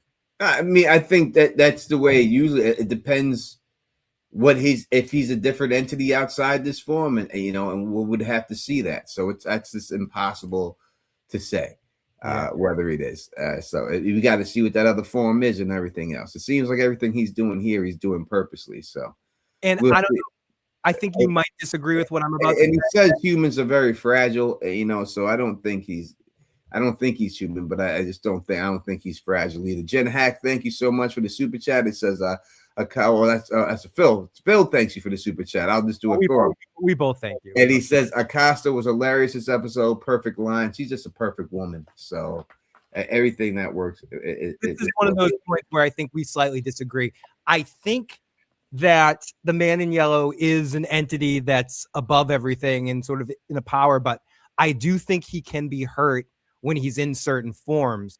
I do think he's play acting, but I think there's a point that's been proved. And again, maybe you might disagree with me, and if you are, convince me against it, or anybody in the chat convince me against it. Was he really drunk tonight? Can he physically be affected by things? Was his arm actually broken? What happens if you kill the body that is the entity? Does it be like Martin, like where it just sort of melts and goes back into the whole thing, or like Smiley? Or can you actually kill it in human? Think that, all right, so you're saying a lot. Let's go through it. Yes, his arm is actually broken, but he could just snap it back together whenever he wants. We've seen him do the whole body contortions thing. So so it's broken, but no, he could just do it. It's no pain or anything else like that. I don't think he was really drunk. I think he was just plain drunk and everything. But if he was really drunk, it would have been better. Yeah. No, do you think they can kill it in its current form? I don't think that he's gonna be. Who is saying this? Nonfiction was shipping. Oh, Don Costa. You're correct. You're correct. Nonfiction. We are shipping Don Costa. That is the way. It's officially shipped. It's not like we're just shipping it. Yeah, it's officially been shipped. See, I don't have to. Why do I even bring up these things? I don't have to prove that it's been shipped. It's been said. If Acosta had to create her perfect man, like an avatar, the Don Tony Teflon would be it. And Tony, that's accurate. That might be the slight disagreement we have. I think in the form that Sophia's in right now, if they kill the body entity that is Sophia right now, that has the man in yellow inside, they kill the man in yellow. I think if they can kill that thing, they can stop it. Like if they get smart enough to kill Sophia, that particular entity, because it's not the final boss, it's just a human that, or some part of the entity that's been like the heavy, they can kill the heavy. And so I think if they kill Sophia in its current form, it does kill. And I think that's what the broken arm and the drunk is supposed to hint at, that they can actually physically kill this thing. Yeah, they stab him with the thing. Yeah, that's a great. They could possibly stab him with the totem. That could. If that happens, I want him to change back to Doug. I don't want to see Sophia get stabbed up. No, me neither. Change back to Doug and let Doug get stabbed up like that. I always got to go back to Doug. I can't see that little girl getting caught like that. That wouldn't be good for me. I don't want to see that. But you could be right that she just sort of melts back into the ether like Smiley or Martin and White, and just you can't actually kill this person. Or fucking Tabitha gives birth to her again or something like that. Some shit like that. That is certainly a possibility. Do we have we have a quick voicemail from someone we missed. We missed it. Let's see what this is right here. When it's in human form, in other words, when it morphs into Sophia. This is the guy we were just speaking to. I think so. Oh wait, I think he thought he was talking to us. Sorry, caller, but I think he was just following up on what we were talking about. If anyone has any last-minute phone calls, Tony has to get up real early. I do. We probably only have him for about 5 more minutes or so here. So, if anyone wants any last-minute calls, 781-990-850. My new book will be out hopefully next week. We'll see. Hopefully next stream I'll be able to have it out and show it to you. I get the proofs. Are you just finished all the editing and stuff? Oh, here we go. I get the proofs will be in on Tuesday. If the proof checks out, then we're releasing it. It wouldn't be a show without this gentleman finishing things off for us, or the wonderful, the amazing KP. Welcome, KP. Good evening. How is everybody doing tonight? Doing great. And your phone sounds amazing tonight. You sound like crystal clear, man. You sound amazing. You know what it is? I got a new iPhone 17. Dude, you sound like you got a new phone. Like it sounds crystal clear. Listen, I'm up to the times. I am up with the times. I'm not living in 2024 anymore. Got my new iPhone 17. Feel cool. Tony, what's going on? Hope everything is good with you. Everything is great, my brother. Great here. Much Acosta tonight, so I know you're probably disappointed about that. Very disappointed. At least I got to see it, so I was just happy to see it. Yeah. And you have the little video clip. So anytime Yeah, you listen, I have that. you I have that. That's press my ring. play. That's my ring saver for my telephone. People call.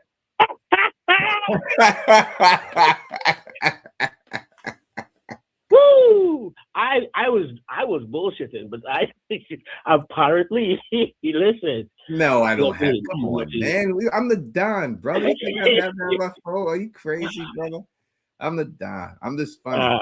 Listen, it was a good episode. I think this is actually my favorite episode. Oh, interesting. Either this one or last week, because we're now starting to. I think we're now starting to unravel the mystery. We're now starting to get some answers. We're feeling it. Is this And I don't know if we spoke. I was, because I've been listening for the last hour or so, but the portion where they discussed putting together a squad to go into the tunnels next week. I don't know if I don't remember discussing that at all, but I think that's a big deal because I think it will probably happen, and if it does happen, I think that's when we're going to learn a whole lot. And I'm realizing about myself that I enjoy the episodes where we learn things way more than like the build-up episodes. But what do you guys think about that? What do you guys think that there's some significance to this tunnel squad? For sure. Yeah, I think it's gonna work. I just think that it's gonna go wrong. I just think they're gonna have a team outside that distracts him. Fatima knows what Smiley is, she said. Smiley knows where she is. She'll go out there. Ellis will be like, my girl's not going out there by herself. He'll be with her. Kenny will be out there. They'll do that whole thing. We've seen in the preview Kenny confronting the Smile Monster by the lights. I just think something's going to go horribly wrong, whether Sophia has something to do with it or something like that, and they lose a bunch of people. And then that will be the trigger for them to turn on Jade. I would love for them to go down there and lose like 2 or 3 main characters leading up to the end of the season. We need it. That I hadn't thought about that before, but that does make sense. Like, have them go down there and lose 1 or 2 people will be real. It'll be a way of the show and the town saying to the residents and saying to the audience that, oh, it's getting real now, bitches. It's getting real. So that would be real nice if they went down there and we learn some things, but we lose 1 or 2 people. That would be fun. I think that would be fantastic. So I'm excited to see next week. To see the next, we have our 7, 8, 9, 10. So we have the next 4 episodes should be awesome. I would ask, apart from the tunnel squad thing that I'm calling it, my last question for you guys, is there anything in particular that you guys are looking forward to seeing next week? Or at least, let's say, looking forward to seeing over the next 4 episodes that if you don't see it, you'll be disappointed. I'll answer it first. My thing would be some kind of clarification on Julie and her book walking capabilities. And the second thing I want to see, I want some answers about Victor. I want some fucking answers about Victor. Because I said no. And I said, oh, the lady that said that, you know what, that Victor's mom ran away with them because his dad was a drunkard. I think that woman is a genius. Because I do think that is what probably happened. So I'll leave you guys with that question. Like, what are the 2 things that you guys, 1 or 2 things that you guys need to see in the next 4 episodes, or else you'll be disappointed in the series? All right, that's a bit about for me. So I'll listen to you guys on TV. Have a good evening, everybody. Bye. Thank you, KP. I think for me it comes down to 2 big things, and it's the same thing. I'm going to repeat the same thing back to back. Someone needs to die that I care about. I don't want a fucking red shirt. I don't want fucking Reggie or Gary or what the fuck was the dude's name or person that got their face burned. I need somebody, a character that I actually cared about going into the final season. I want some negative bad shit to happen. Maybe I'm just the angel of death, Tony. That for me, it's death. It's people's got to go. It just doesn't make any sense anymore that all these people for all this time, no one in the main cast goes. You got to have someone in the main cast go. Tony, if no one dies by the end of this season, no main character dies by the end of the season, we might deal with a finale that everyone survives but red shirts, that we only lose red shirts until the end. Like Marielle will die, Randall might die, but all of our main characters are going to survive. No, we need a big one. We need Ellis. We need Ethan. Someone earlier said that Ethan's going to die. He's someone that would be a big loss. Yeah. We need someone big. Someone big enough. Next plot summary for next episode, Best Laid Plans is what it's called. It says Tabitha and Jade's dark past surfaces while another town resident faces trouble. Boyd plans to test a risky theory. Okay, first of all, another town resident faces trouble. That's going to be Henry, right? Yes, that's Henry. Henry faces trouble, right? Are we in agreement? Henry's in trouble. Trouble at that time. Henry's in trouble. Yes. Okay, so we can do that. But wait, the episode after that, episode 8, it says Fatima and Henry face disturbing crossroads. That's what I was talking about earlier, where I said there's a slight spoiler that I know from the episode description that Henry lasts at least into episode 8 because he's in the description. Boyd weighs a dangerous plan that could bring everyone home. So whatever happens in this episode doesn't fulfill itself until this episode. Right. They don't go on the mission until 8. Yeah, and then it says Fatima and Henry's face a disturbing crossroads. Victor helps Tabitha and Ethan prepare for the worst as tensions escalate and difficult choices loom.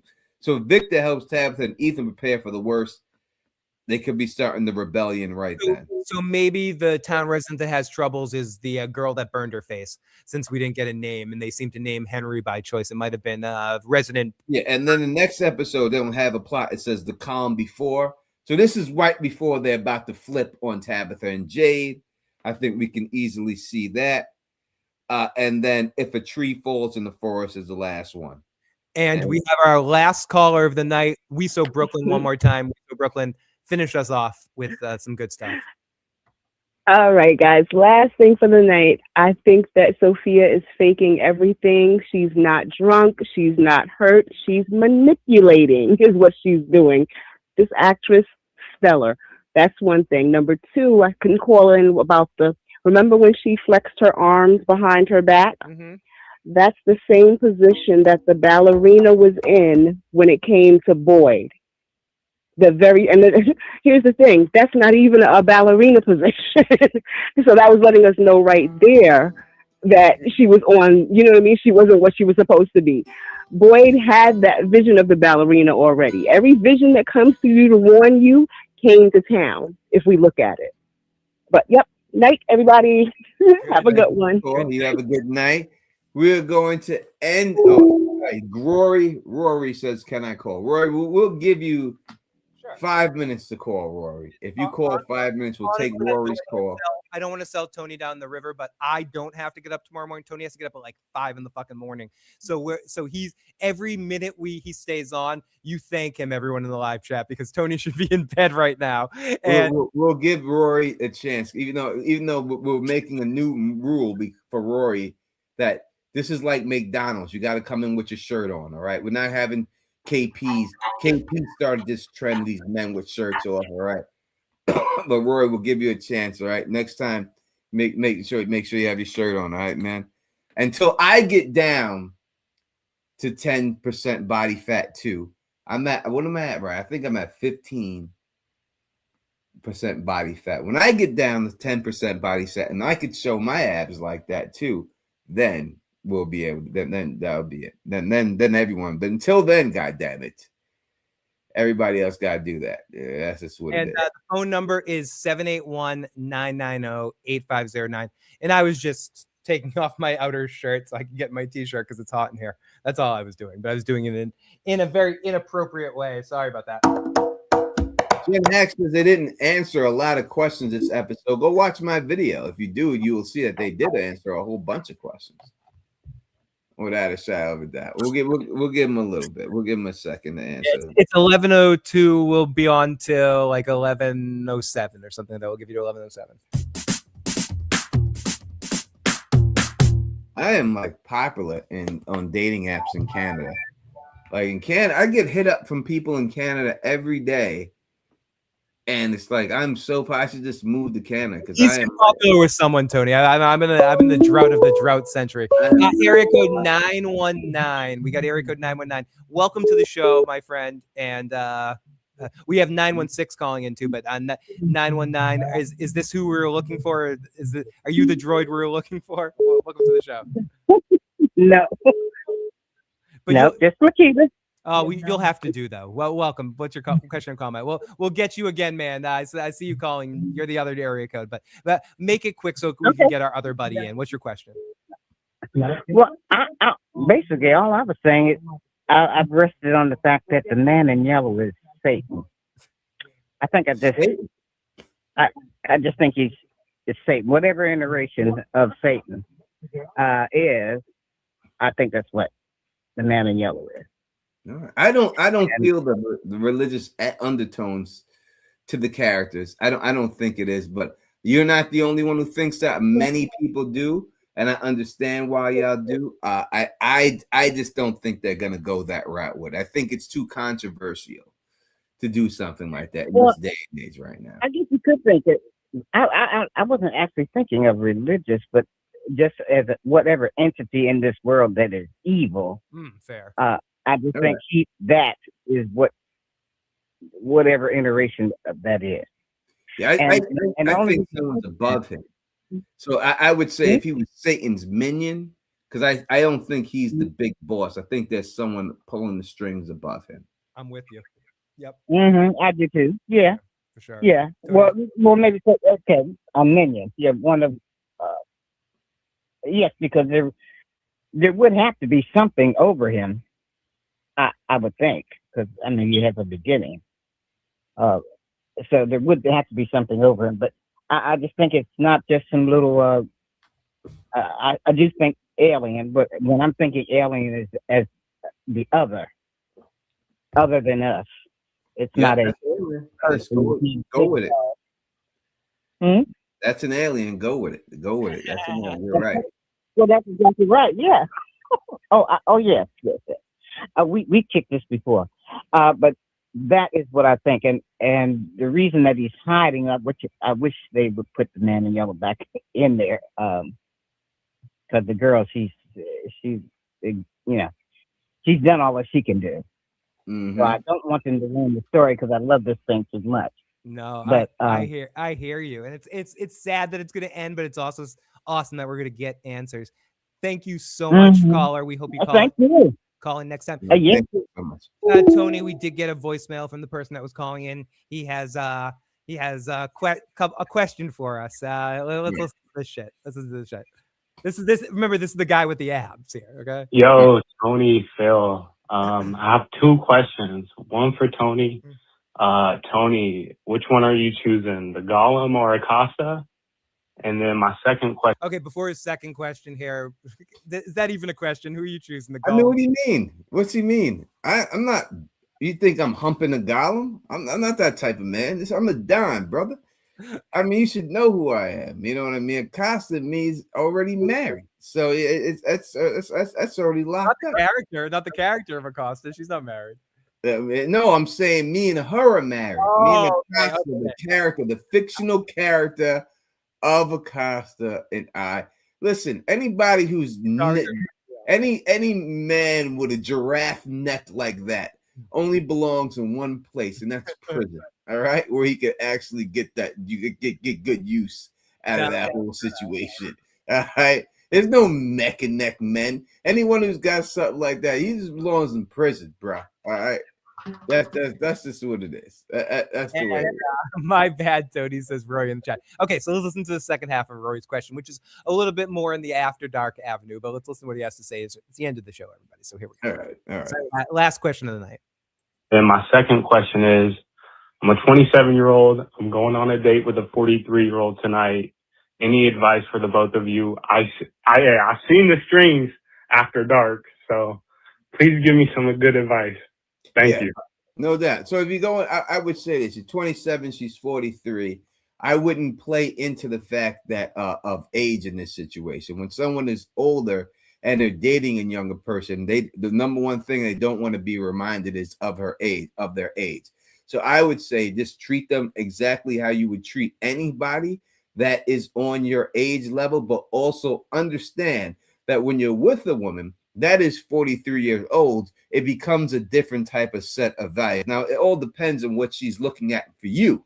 If she's just looking at you as like a quick time and everything else, just to have some dick and go, then it's going to be a very easy date. But if she's talking about serve your role and be gone. Yeah, but if she's talking about having a relationship with a 43-year-old and a 27-year-old is two different things. A 27-year-old, I could take a 27-year-old girl out real quick. I take her to Applebee's. I buy her a bag. She's happy. She's good to go. That's what it is. A 43-year-old, you're going to have to take her out to a very nice restaurant, and she may have a hole in her roof, or she may need a muffler replaced, or she may have something like that. That's where it goes up. Those are the type bills you get when you're 43. So you would have to be able to deal with situations like that. But it all depends what she's seeing you as and everything else when it's all said and done. So, but the most important thing I would say that when just dealing with her, number one, don't ever bring up age and anything like that. I have a 3-phase method that I do to have conversations with women and stuff like that. I always bring up something that's going good in my life. I bring up something that's going bad in my life. And I bring up something that I wish I could change in my life. And that's how I avoid a lot of simple conversations. And I work those things in. And eventually they work those 3 things in. So you don't want to brag about something you're doing good. And I just, it's like, hey, yeah. Like if it was me right now, I'd be like, I got a new book coming out and I'm very happy about this book. And I'm so excited that I was able to get this out. But I've been working so hard and for so long, I just don't feel like I have a lot of time for myself. So I'm hoping to get some time back for myself. That's the way the Don would work it. You know what I mean? That's how I would do it and everything else. And that's how I start conversations and stuff like that. They'll give you advice. Yeah, in this situation, I think I agree with pretty much everything Tony said, but I would also add that make sure when it comes to setting up what kind of dynamic it is, you kind of relax and let her, because she's ultimately in this situation going to dictate what it is and what she wants, whether she wants something more deep and long lasting or whether this is more of sort of like in the moment kind of connection. Either way, it's good, but I would just be as cool as possible, be as chill as possible. Don't focus on the age thing like Tony was saying, and just live in the moment of the situation. Treat it like any situation you're in and explore it as far as you can. Do your thing. Whatever you do in a normal situation, do that and connect and let her kind of dictate what the situation is. Obviously, be you, lead the way, do whatever you do. But when it comes to the definition of it, just listen, communicate as much as possible, keep your ears open, and she'll be very transparent about what she wants out of the situation. And then you can figure out how you want to play it moving forward. Yeah, because when I date younger girls, I don't just be like putting my music on and be like, "It's that 90s shit, girl. You don't know about this shit." Like I'll say that, right? I don't do that or anything else like that. I wouldn't do that. You don't do that. You don't make age an issue on that situation, because now I'm saying that my era is better than your era and everything else, and these are the reason why I go. So I don't put that situation out there like that, right? I may ask her, "Hey, have you ever heard of this person? Oh, you should give this song a listen. I think this is blah blah. Do you have anything that you have heard that I may not have know about?" I put things out there, but you have to do it all smoothly, like the Don did with everything else like that. All right. That is what it is. That's how the Don gets down. So now y'all know how to have some game up in there. I'll put it on there. That's how I get it popping, man. And everything else and all that. And I got to say a special thanks to all the folks listening to the audio cast. If you made it this far, make sure you go to your podcast stuff, give us some reviews. We know we're not for everybody, but we appreciate the people that have. We've got more comments and more references. We're getting a couple thousand downloads and streams per podcast. We appreciate all of you guys, 100%. All of the support that gives the audio cast. We know we're a YouTube thing. We're doing a live stream here, so that you're listening to the audio audio recording of this. So, but we've heard people that compliment us on just not editing as much and just leaving the nonsense in there. So we appreciate that. Too many podcasts are too tightly edited. This is Tony and I might do some pre-recorded podcast thing in the future, but this is more about bringing this live show and kind of simulating what it's like to hang out with a bunch of friends. As you get older, it's harder to hang out with a big group. What we're trying to do here is not just have a cold breakdown. It's also to simulate we're all a bunch of friends hanging out, shooting the shit about this episode. So we hope you 100%. Like I said, when I date some younger girls and I get a lot of hit on by a lot of younger girls because I don't look my age, so I have to date them. I'm just forced to. It's not my fault. But I never try to act young. I don't try to act like something I'm not. I just act like me. I never try to go down, stay where I'm at, and stay the course. And that's the number one thing. Always stay your course. If you're young, be young. Don't try to act older than you are, because then it's going to seem like people know you're acting that way. Just stay your course. They like you for who you are and everything else. When I dress, I don't dress like young kids. I dress like a grown-ass man when I'm out. Tony, you treaded on it. The most important thing anyone can be in any age or any situation, any interaction is genuine. Be genuine for you, because if you're pretending to be something else, all you're doing is stalling. Because eventually that person will find out who you really are, and then it all fucking falls apart. If you're pretending to be something you think someone's gonna like, be yourself, as long as you're not a complete dickbag. But be the true version of yourself, weird and all, warts and all, whatever. I have said it to 1,000,006. I'll say it again. This is me. It's either good enough for you or it's not. And that's it. It's the way it goes. You can't be anything but yourself. And the older you get, the more you stop trying to pretend that shit. And the sooner someone figures that out, the better, because so many times, like especially in the dating app thing, you pretend to be something in a conversation online. You wait to meet in person. Then you meet in person. You have to get to know each other. It's like, you might as well just be yourself right off the bat. And the people that are going to like you are going to like you. The people that aren't. And you don't have to fake that bullshit. Just be your authentic self, man. Just do It's it. either good enough or it's not. And if you like the way you do this, please thumbs up this, spread this across the realm, and of course, subscribe. And until next time, you know who it is. Peace